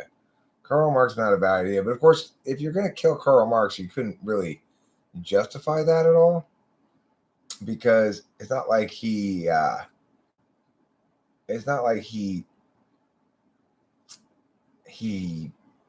violated anybody's rights himself, particularly.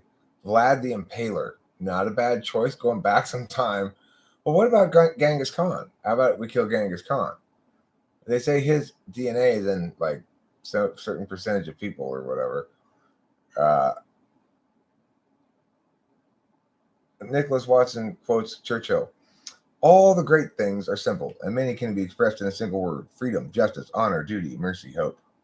Good, well spoken, Winston Churchill. Well spoken.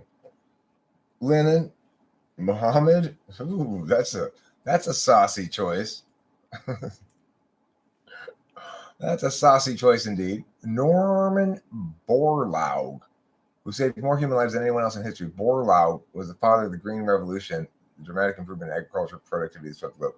You're saying you'd like to see him go back and killed? The guy who killed Lincoln? just pure for justice, huh, Rachel? Didn't that guy get killed eventually? What was his name? Mary Tyler Moore? I don't think it was Mary Tyler Moore, actually. 1, 2, 3, no. Hey, at least Khan let them rule themselves if they just surrender and pay their taxes. The founder of Goldman Sachs? I don't think he had done that much damage, really. I don't know. I'm not really sure what the story there is. Okay, now here's the next question. An interesting question. Event in history where you could travel back in time and you can speak the language of whoever you got to talk to, and you can tell them some piece of information that they need to know that can make the biggest difference in history. Good or bad, biggest difference in history. Amy Schumer killed Lincoln? Okay, so place in history where you can make the biggest difference. You go back in history and you're able to tell one person some important piece of information and have them believe you, presumably, and apply it. So what would you tell George W. Bush? There's no WMDs? I'm sure he already knew that. Washing your hands? Indus Valley situation? Civilization? What's that? What about them? You want to go back to that civilization and just tell them something? You want to tell Einstein, don't take any female interns, Bill. No female interns.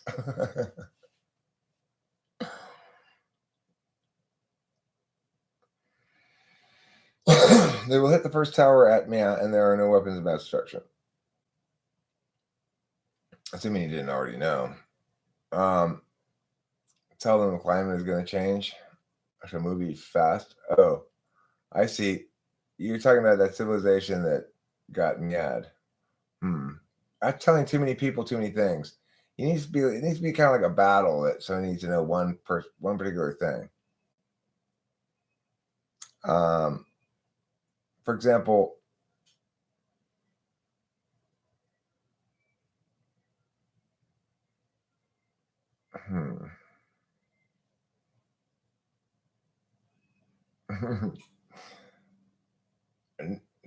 Nympha, that's interesting.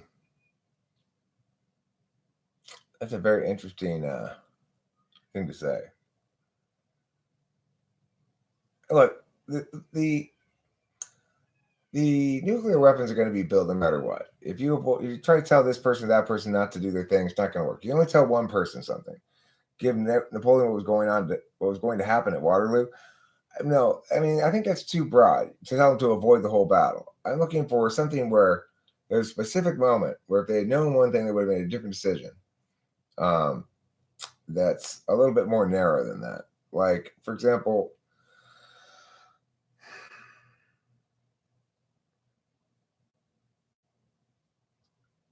um,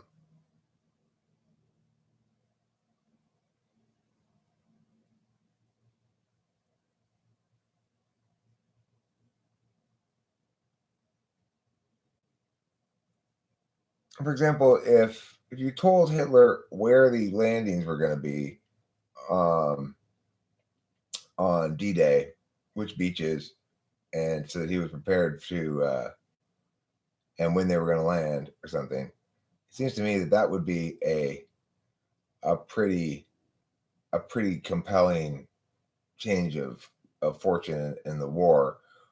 It was late in the war. It seems like the Germans were going to be out no matter what, but a substantial setback to the Allied invasion at that point would probably have at least pushed the war forward another couple of years. Give the Pope shrooms in the 1500s. I like that idea. I like that idea a lot.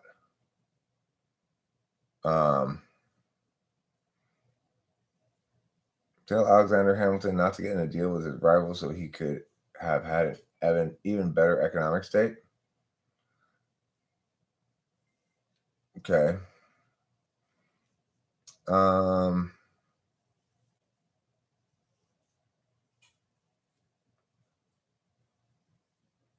So if, for example, like how much of a difference would it really have made if you had told Kennedy, don't go in the motorcade in Dallas today, and he had lived?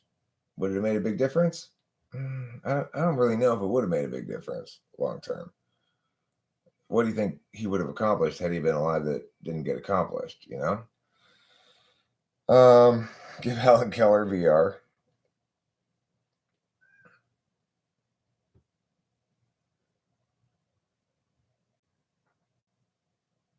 Then you go back last week and cook that chicken for an extra 10 minutes. It stopped Senna from starting the race he died in. Who's Senna? Lincoln's wife begged him not to go to the show because she had a dream of his death. Lincoln should always listen to your wife and things like that. I mean, you got to trust intuition. Kennedy, you mean? Interesting. Telling Hillary would have been famous one day with his art, might, for sure. Give Isaac Newton Einstein's work? Huh. I wonder if he'd figure it out. maybe tell Ricardo Lopez that I understand him, but what he's doing isn't right and that he needs help and that people find out about his video diaries. Who's Ricardo Lopez? I'm curious with that one. Is this something that's a big story right now? The Byzantine Empire? Um,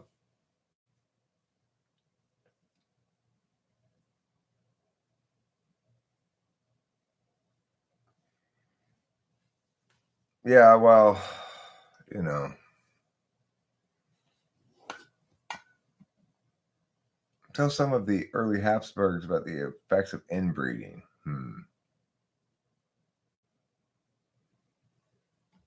So if you tell the Japanese the U.S. will bomb them with nukes, and they believe it, do they surrender beforehand? And is that really a good thing? That's a very interesting question. Let's say you're able to give some information that prevents the nuclear weapons from being used in World War II. Is that ultimately a good thing in history?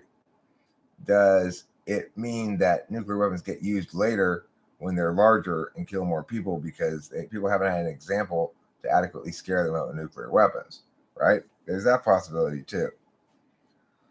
Because the fact is, having seen what nuclear weapons do, they haven't been used since. One imagines that no matter what the scenario was going to be, someone was going to use nuclear weapons at some point before we stopped using them, right? So we could see what they look like. Hey, Charlie Sheen, you're not winning. That's not tiger blood. That's AIDS.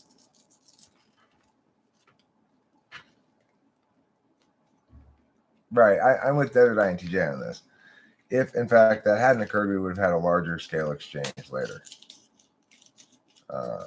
That's a good suggestion. Tell Ryan Reynolds to pass on the Green Lantern.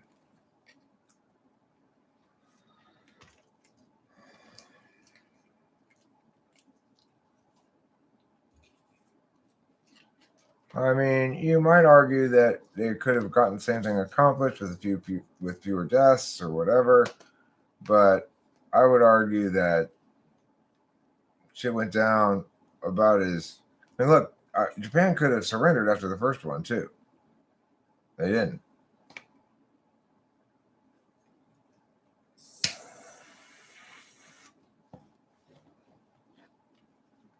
Know what I'm saying, dog? No, Tom. Do you know, Tom? Do you know, Tom?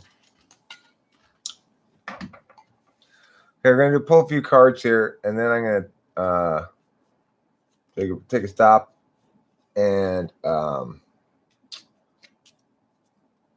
guess go inside, poop, probably say goodnight to Rachel, and so this is for Rachel for her travels. You got the Eight of Pentacles for your travels.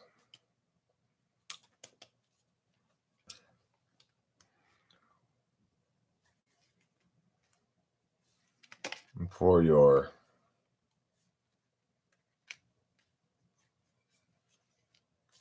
spirit, ooh, your spirit is in chaos at the moment. You know, I think you're worried about your travels.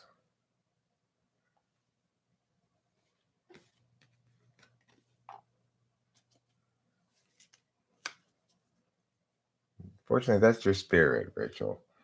I think that's describing your spirit at the moment, which is you're in a bit of turmoil. You're worried that we're not going to get this thing off on time. But the travel's got a good card. It got the Eight of Pentacles. So it just means we just got to get through the night and everything's going to be fine, you know? Okay. Now, your mind, strength.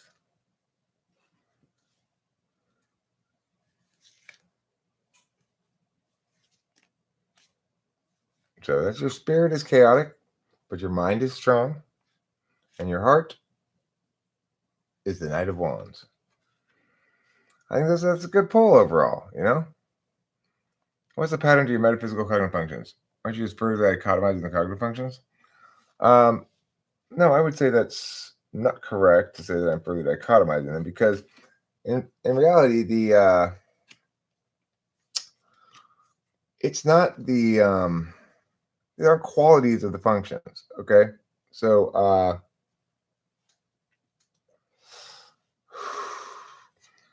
a function is native, so to speak, to a given field. That is to say, when I'm extrovertedly intuiting, it naturally lands on the the field of extroverted intuition. That doesn't mean I can't use extroverted intuition to make impacts on the physical field.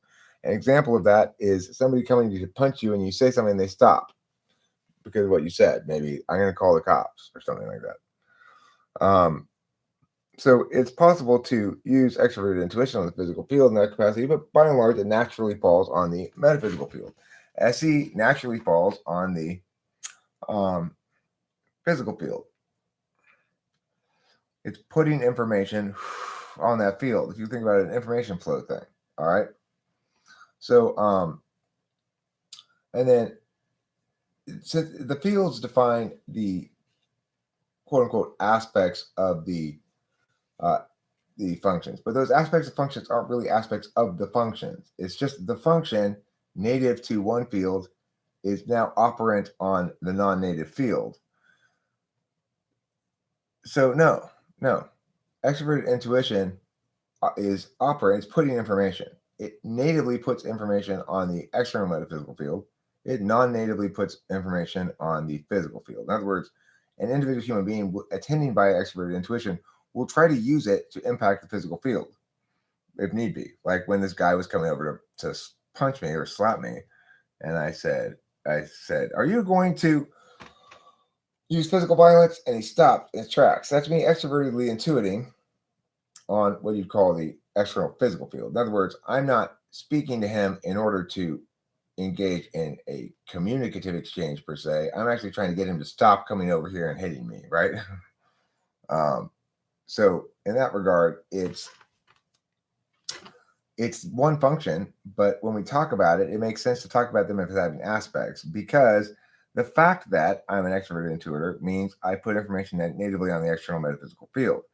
And so it also the case that when I deliberate, I deliberate natively on the internal metaphysical field against the disinterested calculus. So you can say the function has a quality to it that is universality or particularism that is linked to the kind of calculus, but the function is one that is externalized only via extroverted information, another extroverted intuition.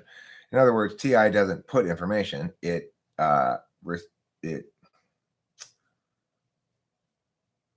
gets information. So so that's what I'm saying. No, there's just one. They're all just one function. I talk about it sometimes as though these were aspects of functions. They're not actually aspects of functions, right? But it's a shortcut way of talking about it. What it really is saying is a description of qualities of a function. I do want to run for president. I'll probably run as a Democrat because I plan to crash hopefully a brokered convention and get the nomination that way. And once Rachel gets here, I need to settle for a couple of days. I need to rest for a couple of days. And then it's time to do some decision making, some planning, some action taking, and decide, and maybe make some announcements and stuff and have a plan in place and see what's going on. Okay. But for right now, I'm in limbo. I'm waiting for Rachel. I've been waiting for Rachel. I can't even like make any straight up uploadable videos. All I can do is live stream right now because I'm just waiting for Rachel. I need her here with me. I'm not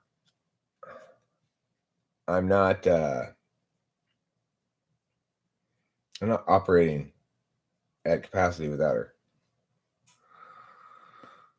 Let's see here. No brunch, Anchor Jason Blood. You forgot my rules, apparently. I made a rule about brunch. I said nobody's allowed to eat brunch around here. Okay? You need to obey all of my rules. I'm very much about enforcing rules. Anybody who doesn't obey my rules, I'm going to kick them out of here right away. Is what poop? Okay. Stephen Rain, here, look.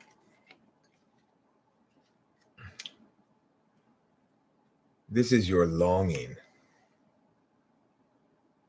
the Emperor. And this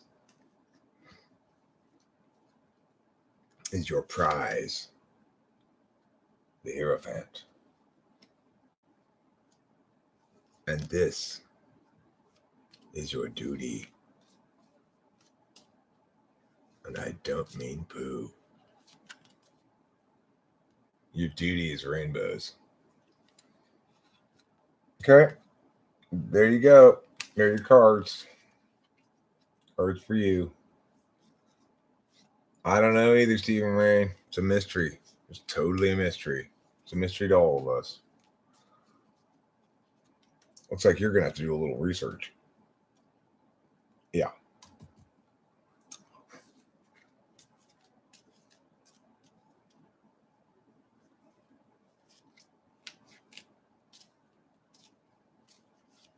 That's not too bad. 300,000 dead. Remember, the important thing to remember is it's not like the actions being taken solve that, right? They don't solve that. 1, 2, free. Here you go.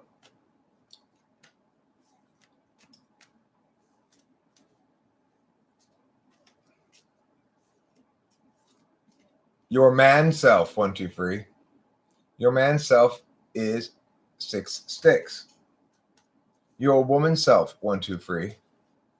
Your woman self, no, not that one. Your woman self is 8 sticks. 1, 2, free. Now your angel self. Your angel self. The Tower card. Wow. That means that you are an angel in times of desperation.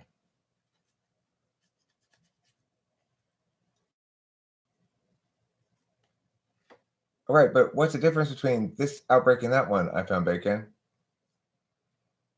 This is your demon card, the 3 of Cups. Your angel card is the Tower card. Your demon card is the 3 of Cups. The difference is this disease doesn't harm children at all. So why are we closing schools? Can you answer me that? Hierophant, this is your God level card. God level 1, 2, free is the Hierophant. You're most God level when you're playing by the rules, by the book.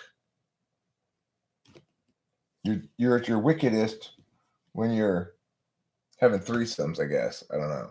You, that chick, that baby pouring wine on you guys' head. You're at your most angelic when there's chaos in the air. Your woman self was this one, I think. 8 sticks. I don't know what that one means. I think you got a lot of shit up in the air. You're a busy woman. You're a working woman. You're a mother. You're a Girl Scout troop leader. And your man self. 4 sticks. I think this is victory triumph. No, 6 sticks. I'm sorry, 6 sticks. I think it's victory triumph. Something. So he said, we are closing schools because kids transmit the virus to grandparents and parents, and when schools stay home, significantly more patients stay home. But my point, though, Bacon, is so it's not going to happen that for places that close schools earlier, they're going to have half the deaths, though, right? Because that's for no, I haven't seen her. She's been gone now over 24 hours, and I'm still waiting. I've been calling her, but I like Cameron was rather reassuring about it. He reminded me that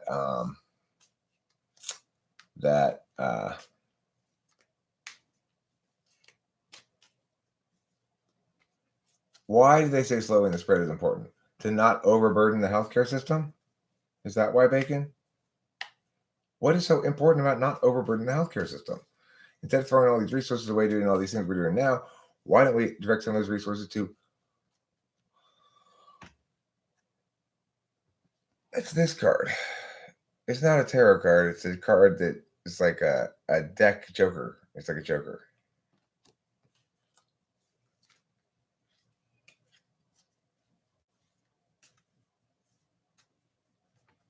Okay. Now, I'm going to do a couple more people, then I'm going to end this stream. Ninfa Estrada.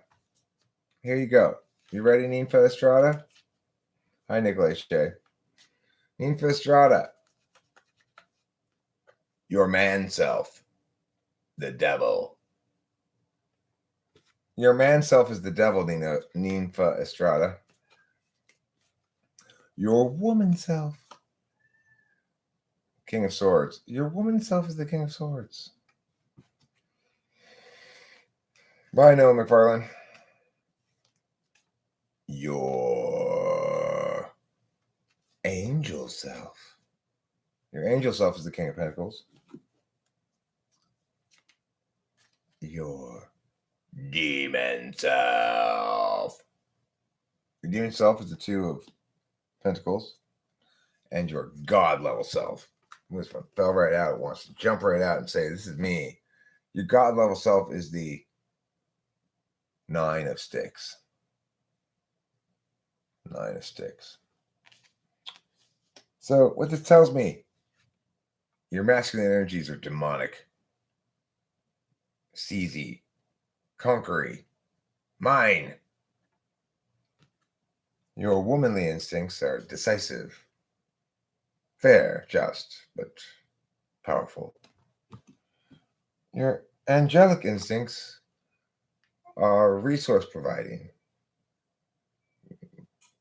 plentiful.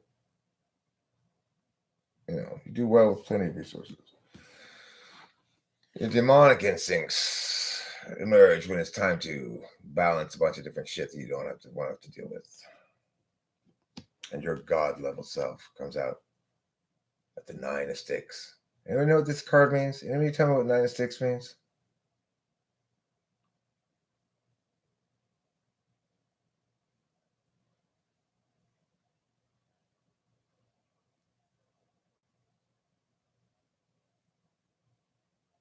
I mean, there's a chart that Octavia Silva made for me that says what the interpretation of each card is.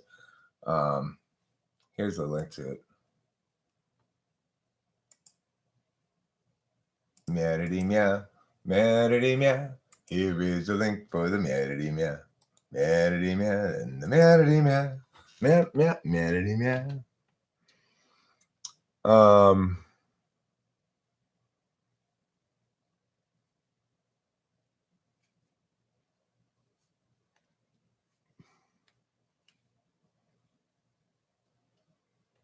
Okay, well.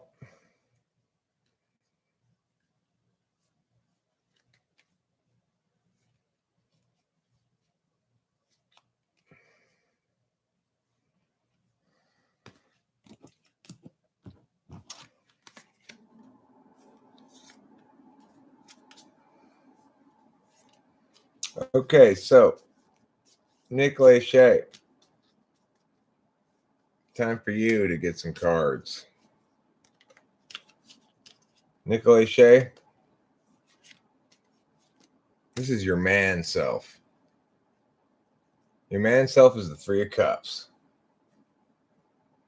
And this is your woman self.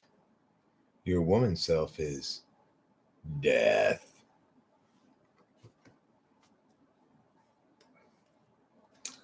And this is your angel self when your angelic nature comes out. King of Swords. How fair and logical of you. Next, your demon self. Queen of Pentacles, huh? Get demonic about that Queen of Pentacles stuff, whatever that is. And let's see. Your God level self, Nicolay Shea. What's your God level self? Is it this one? Ooh, moving. Chariot style. Yeah. You're God level when you're moving, when you're doing shit, when you're resisting that polar SE, when you're overcoming it, when you're getting your flag up and you're like, let's drive, guys, let's move. Okay, good pull, guys. Good job, everyone. Okay, shake it off. Stretching, good. I got good to see you guys stretching. Don't get it, don't pull a tendon. Now, who's next?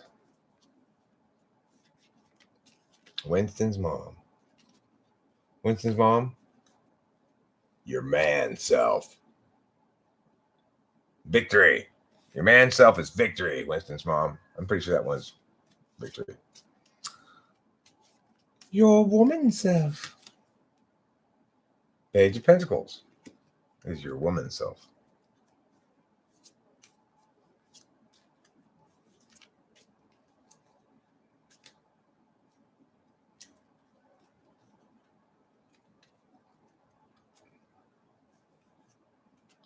Your Sisyphusian self. The self of frustration is the Queen of Cups. Your easy squeezy, soft and seasy self. This is the things that just go, no problems. The Sun. And lastly, your most magical self.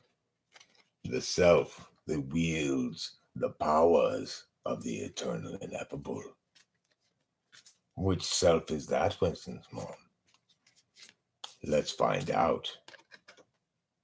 Ooh, 10 swords. Your most magical self is one of, I think, let's see. Pretty sure this is kind of a sad one, but I'll double check. 10 of swords. Betrayal, failure, enemies, breakdown, rock bottom, nail in the coffin, over the redirect, playing victim. Well, this is your magical self.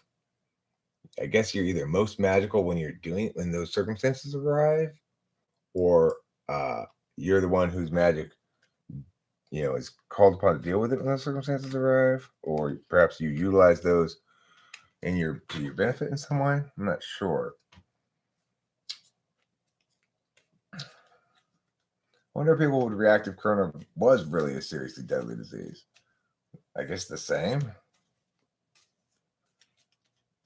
The virus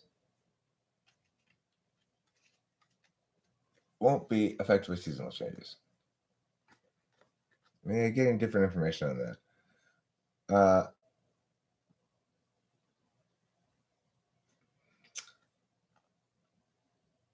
Sky Gear, the Eternal Noob. This is your man self. The Sun.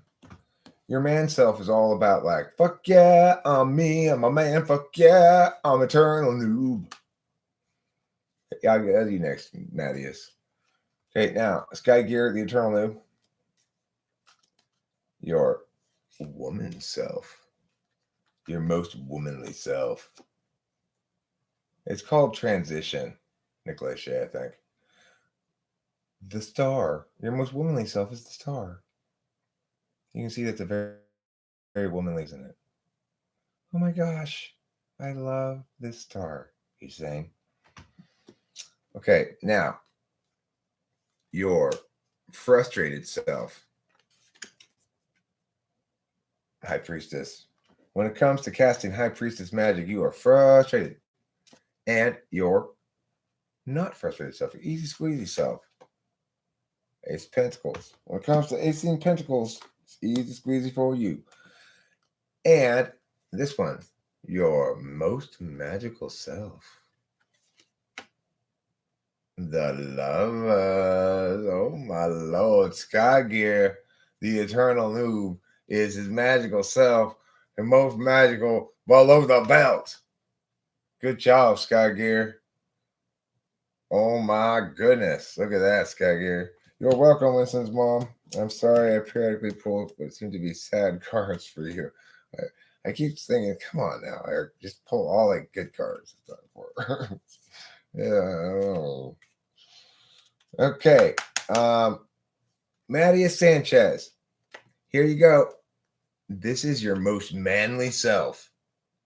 The Queen of Swords. Your most manly self is very logical, but in kind of a womanly way.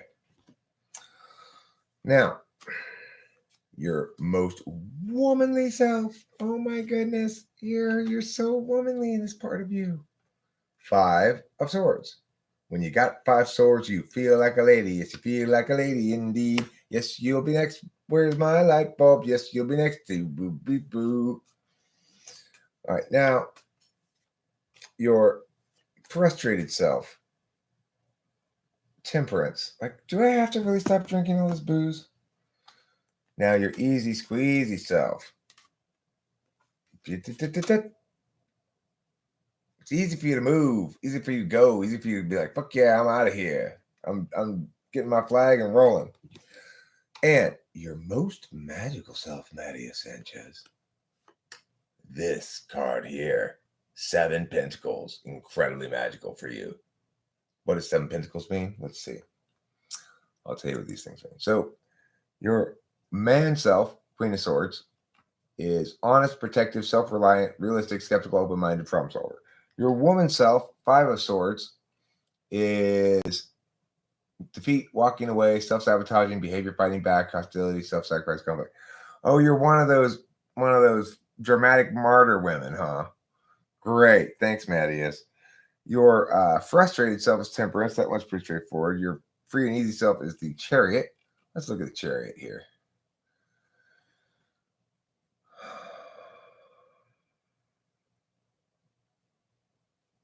What is the chariot? 7? Victory, overcoming obstacles, success, determination, willpower, self-discipline, hard work, and focus. And then, what is this one again? Oh, yeah, your most magical self. 7 of Pentacles. Let's see. Things coming to fruition, results, patience, planning, taking stock, finishing what you started, harvest. Okay, so you're most magical when you're following through on things and as planned. All right, where's my light bulb? I'm going to give you a different kind of reading here. This is the body, mind, heart, spirit, magic. Body, you get Page of Pentacles. Where's my light bulbs? Body is good news in financial matters, laying the foundations, decide what you want and go for it, dependable. So body's reliable, good old reliable body. Able to pee, able to poo, doing all that things I do. Okay, now your mind, your mental mind, face of mental activity. Ace of Pentacles. Ace of Pentacles, your mind. Financial new beginning, new financial opportunities, prosperity, stability. So I think when you're talking about Pentacles, you're talking about resources, not necessarily finance. When we're talking about your body and your mind, you're talking about them as resources. You see this as a new beginning. Mental resources, new beginning. Okay, so now your spirit. This is your creative energies or your resonance with the universal. 10 sticks. Your spirit is 10 sticks, and 10 sticks is overburdened, obligation, burnout, uphill struggle, taking on too much, end in sight, keep going, lack of fun. You're dispirited at the moment. Where's my light bulb? You're feeling dispirited. And it is also the case that we have to do your heart. The tenderest organ in your body is your heart. Remember that. Oh, heart of tenderness, let's find the card for you. Page of Swords is in your heart. Yes, it is. Okay, so the Page of Swords is in your heart. And that says delayed news, patience needed, inspiration, ideas, vigilant, fighting injustice, direct, abrasive, mental agility, quick wit. So your heart is busy. Your heart's busy and active and kind of all over the place. Now, lastly, we have to do your magical self. Where's my light bulb? Most magical self. Oh, it's this one, huh? King of Swords, your most magical self. That's the name of this deck, by the way. This is the King of Swords deck. So, be methodical, play by the rules, mind over matter, logic and reason, self-discipline, deep thinker, fair-minded. When you are applying those things, you are your most magical self, which is to say, most resonant with the Slavs' understanding of you, and thereby most likely to attain good impacts. Okay.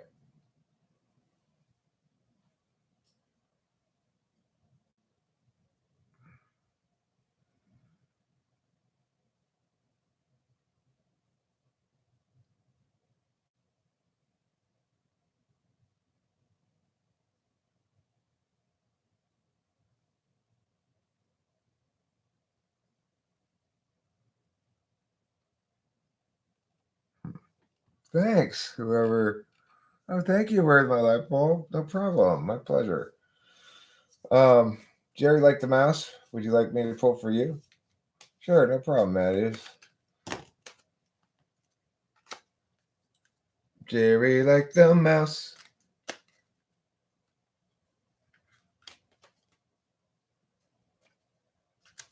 I think it's Squidward and Ursula. Jerry, like the mouse.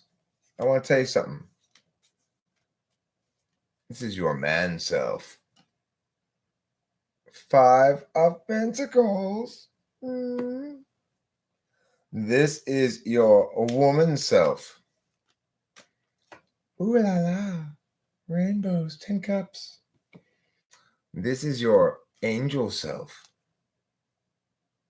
King of Wands. And this is your demon self. 10 of Sticks. This 10 of Sticks has been coming out a lot. And this is your, what? God level self. 6 swords. I'll tell you what those things are now, okay? So, your man self, 5 pentacles. Temporary financial hardship, feeling the world's against you, negative change in circumstances. In other words, when pressed on your masculine aspects, you feel like, come on, way off. Your womanly self, 10 of Cups.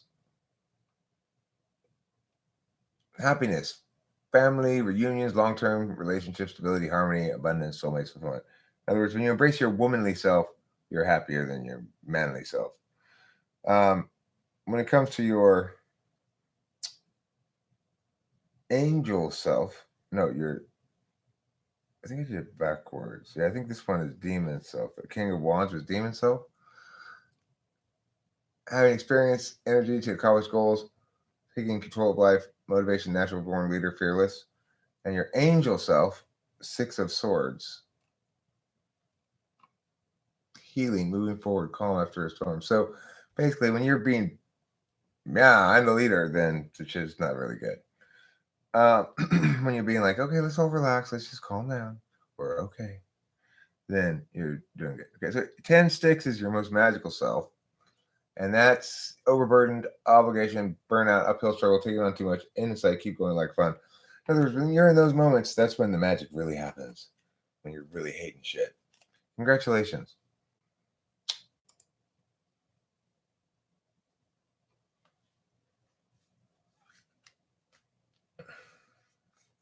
The 6 of Swords invites you to let go of whatever's holding you back, be it from your past or your present. Cool. Nice. I'm going to pull a poll for me. Oh, no, I didn't do you. I see that. Say the name. Do you want me to do you? Here you go. I say the name. This is your negationary self. Your negationary self, 8 Swords. This is your affirmational self, the Empress. This is your framework self,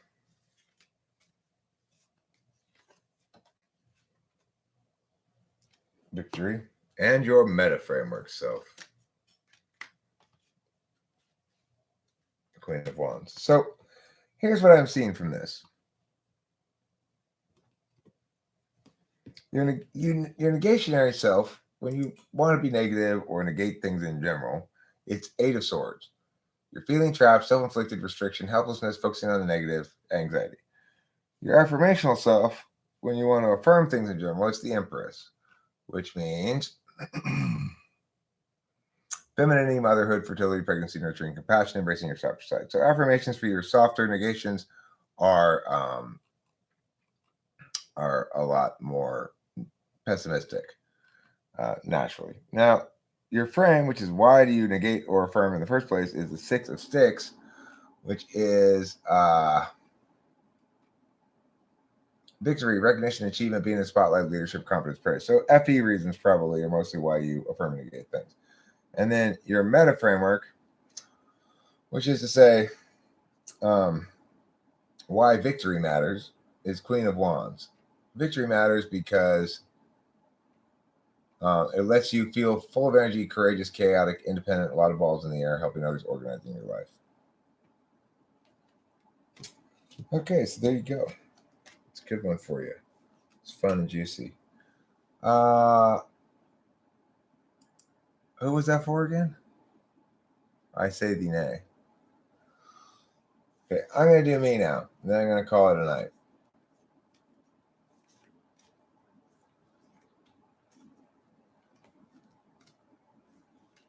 Okay. This is my fear. 10-6 again. This card's coming up so many times. That's my fear. This is my hope. Page of Pentacles.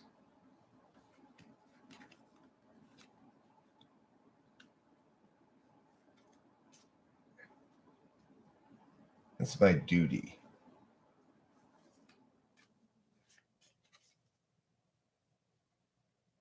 Three of Cups. Fear, hope, and duty.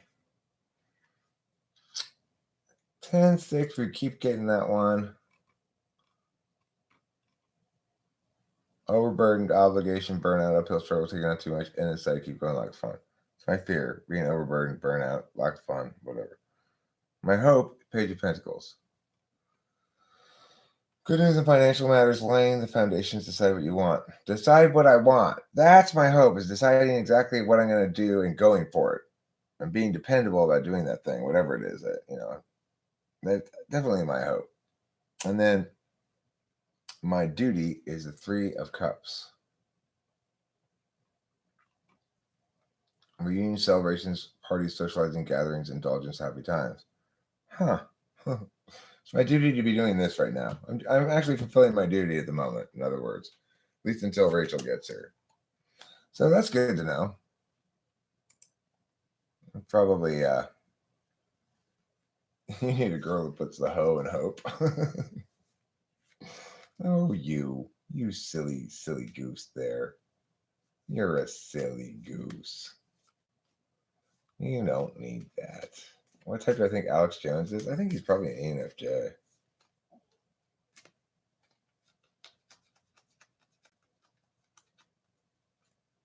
All right. I'm going to wrap it up here. This last card here is for Hambone.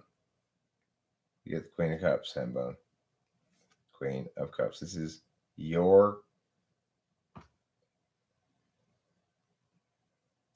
pivot point for right now. Okay. Queen of Cups is your pivot point, Hambone. What does the Queen of Cups mean? Let's see. Maturity, femininity, easily wounded, daydreamer, empath, affectionate, sentimental. Well, listen, Hambone. I want you to know something. I'm not going to wound you. I care. And your feelings are very important to me. That's why I brought you this cup of saline moisture to pour onto your dampness to make sure this doesn't dry out. I should also mention Cameron and I had a couple of great ideas on our trip today. One of them was a movie about a team of top-level pole vaulters, one from each nation, who in their spare time do international art heists. And then, of course, the highlight of it, though, is there's an Olympic Games, and they're each on their competing on the different nations, and they get the news. There's a bomb in the stadium. Oh, no. And they have to use their pole vaulting skills to save the day. Now, one of them, okay, is called Placer. And she's like, her name's Parker Placer or something like that. And what she does is she sets place holes because you got to have an anchor place for the pole to set in, right? So she'll be like, Hawk of Russia, place me, Penelope, and Penelope will like, got it, throw it in the thing, and then out comes this extended pole vault, and then they pole vault into whatever they got to do, So and each of them have different kind of pole vaulting skills. Like I can pole vault over, I can pole vault through, I can pole vault around. Okay, so that was one great idea. But Cameron had a really brilliant notion on the way back that dehydrated holy water pills just add water.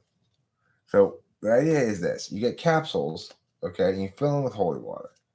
Then you put the capsules into a heater of some sort so that it dries them out until you have shriveled up capsules that used to have holy water in them. The water's gone, but it's like a residue of holy inside of it, okay? And so what you need to do then is you sell these pills, and if somebody wants to take one, they just take it, or they could just put water in it to make it plump again. Regardless, dehydrated holy water pills seems like a surefire winner at the Shark Tank. I want to go to Shark Tank and try to pitch my dehydrated holy water pills product. No, you don't like dehydrated holy water pills? You don't like it? Okay, how about this one? No, hold on, I'm not done. I also got a restaurant. It's called Wrong Hole. It just does the anus of all the different creatures. No? Okay, no, I'm still not done. Wait, don't push me out. More than just condiments. That girl that puts anal in canal boat. Card, this card is for you and your love life. Night of Wands, dog. Oh yeah. Uh-huh.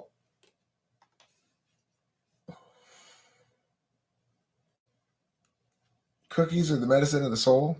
Possibly. Okay. So anyway, Cameron is a satchel of helpful goods for sure. He got at the parking lot of the dam where we were riding our bike. Somebody needed a jump. Of course, Cameron has not jumper cables, but a little portable thing that you just take over there, and it has like a battery that's in it that to jumpstart it. And of course, he hopefully did that. No, thank you so much. He loves that shit, One of my issues with stoicism. What's my issues with stoicism? I mean, don't you have to be all stoic and shit? It's pretty much that simple. Do I seem like a stoic guy? Do I seem like somebody who wants to, sacrifice in some way? Or be uncomfortable? Or not get what I feel like in any given moment?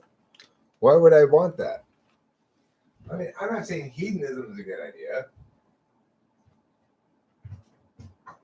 I mean, actually, I kind of am. It's just that the good hedonism, smart hedonism, doesn't overdo it so that you're uncomfortable or whatever. Like smart hedonism doesn't get hung over because that part of life counts too, and there's nothing hedonistic about suffering, right? You know what I'm saying, dogs and dogettes? You know what I'm saying? Can you understand the words that are spewing from my mouth? Ah, yeah, urination. I need my Rachel Lapalosa. I need her in my loving arms.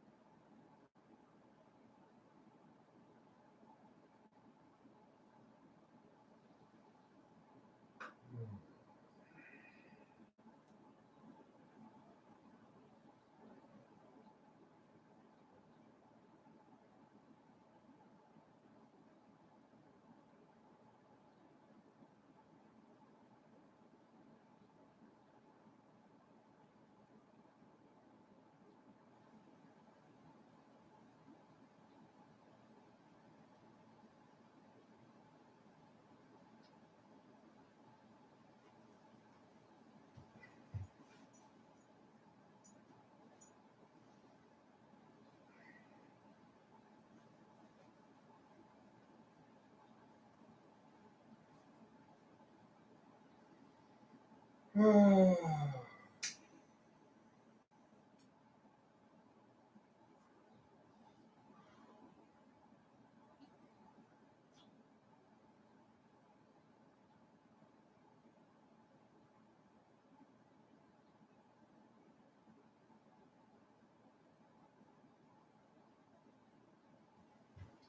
I think it's telling that Rachel's spirit card is a tower card because, you know, both of our spirits are fundamentally not, are fundamentally in a state of,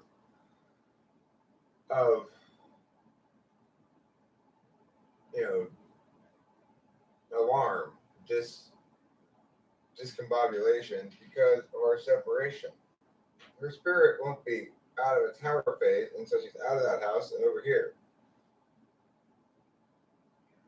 My spirit's the same way. I need my Rachel Appaloosa. It's not as chaotic, but it's just as not operating properly, not operating on all cylinders.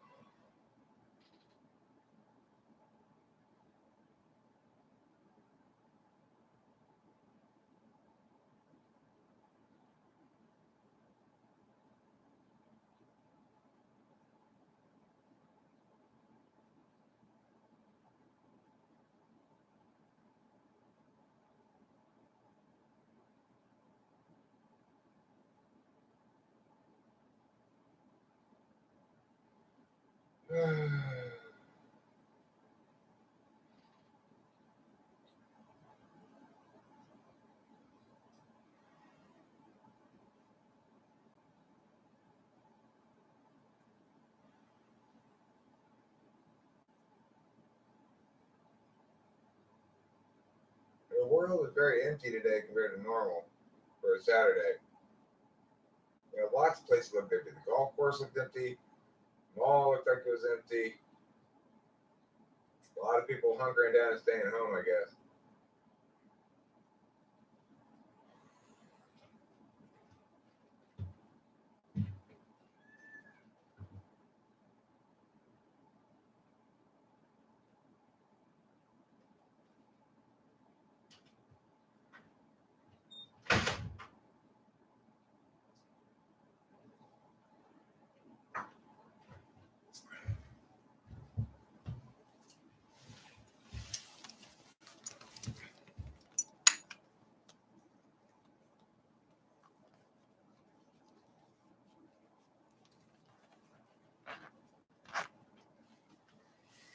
I'm glad you moved it, baby. I really am.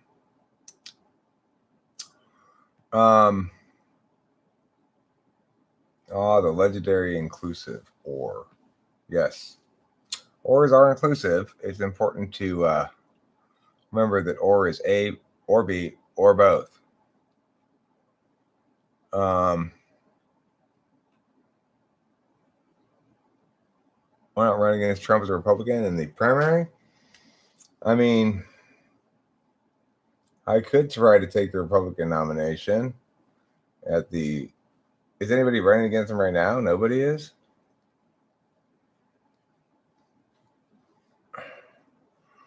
Look, that's the sort of thing that is a thing that I'm putting off thinking about until after Rachel gets here and we have a chance to chill for a couple of days, settle in, and then I may want to sit down and talk with you. See what you have to think, and talk to my dad and a couple other people and see what.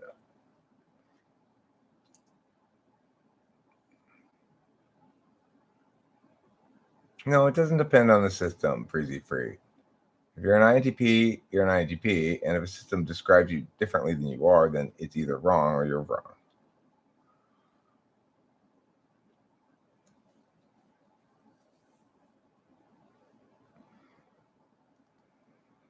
Yeah, I know, Andy. I'm glad you did that, Rachel. I'm glad you pushed on that and didn't let my NI ignoring ignore the urgency. And of course, it didn't take long for you to deal with the issue once you got there. It wasn't that big of a deal.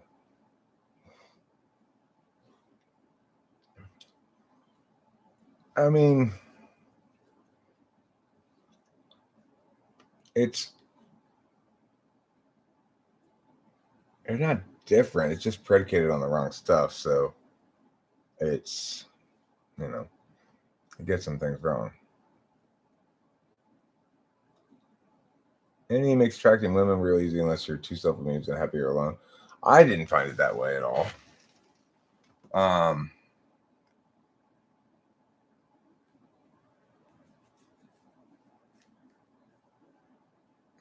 I mean, it's not a bad idea to ask them what an upgrade would cost you, Rachel. It might be extra cheap right now. If it's under $100, you might as well do it. When else are you going to fly 100?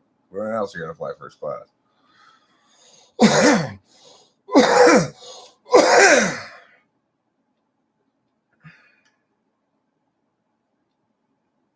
I was Eric for Rachel Appaloosa to really lean forward like that means the world for your relationship. She could just sit back and wait it out. She wanted to be there to TE. I mean, I think her NI was kicking in and saying Eric's not really, Eric seemed to think that, and this is what the truth, like, well, if we decide not to go at that night, then I guess we're going to wait till Wednesday. But in reality, the idea of pushing the flight forward, which Desert INTJ suggested first, was still the best idea. And this guy couldn't get through on the phone. All Rachel needed to do is say, okay, I don't like this current status quo. I'm worried. And I said, well, I figured she'd be able to just go down there and get a flight for tonight and be out of there tonight. But in fact, she had to get it for tomorrow morning. But still, a lot better than Wednesday for only $75 more. There was a MBTI channel earlier that described the Antifa and Socialist warriors as FE or FI users because when you go against what they believe, they don't even see you as human. I mean, they're FI tool users mostly. FI tool or FI 8th. I mean, FI DOM, but probably not INFPs. Probably ISFPs, ESFPs, and some ENFPs mostly. You might get a couple of ESFJs or something in there, or ENFJs, depending. But by and large, you got to get somebody who's got very bad TI if you're going to be into that whole thing. I have all sorts of luxuries in life, but I truly find flying first class to be a luxury. Here's what pushed me. YouTube videos of people I follow in countries in lockdown. I felt like if I didn't make some kind of move, maybe too late. Yeah, you were right, baby. I'm glad you did. It is now 11:11 there, and you got to leave at 9 in the morning. You might want to go to bed. I'm going to wrap up this stream now, and I guess I'm going to call you briefly and say goodnight to you, and then I'm going to go inside. I got to go poo. I'm going to take a bath, eat some dinner, and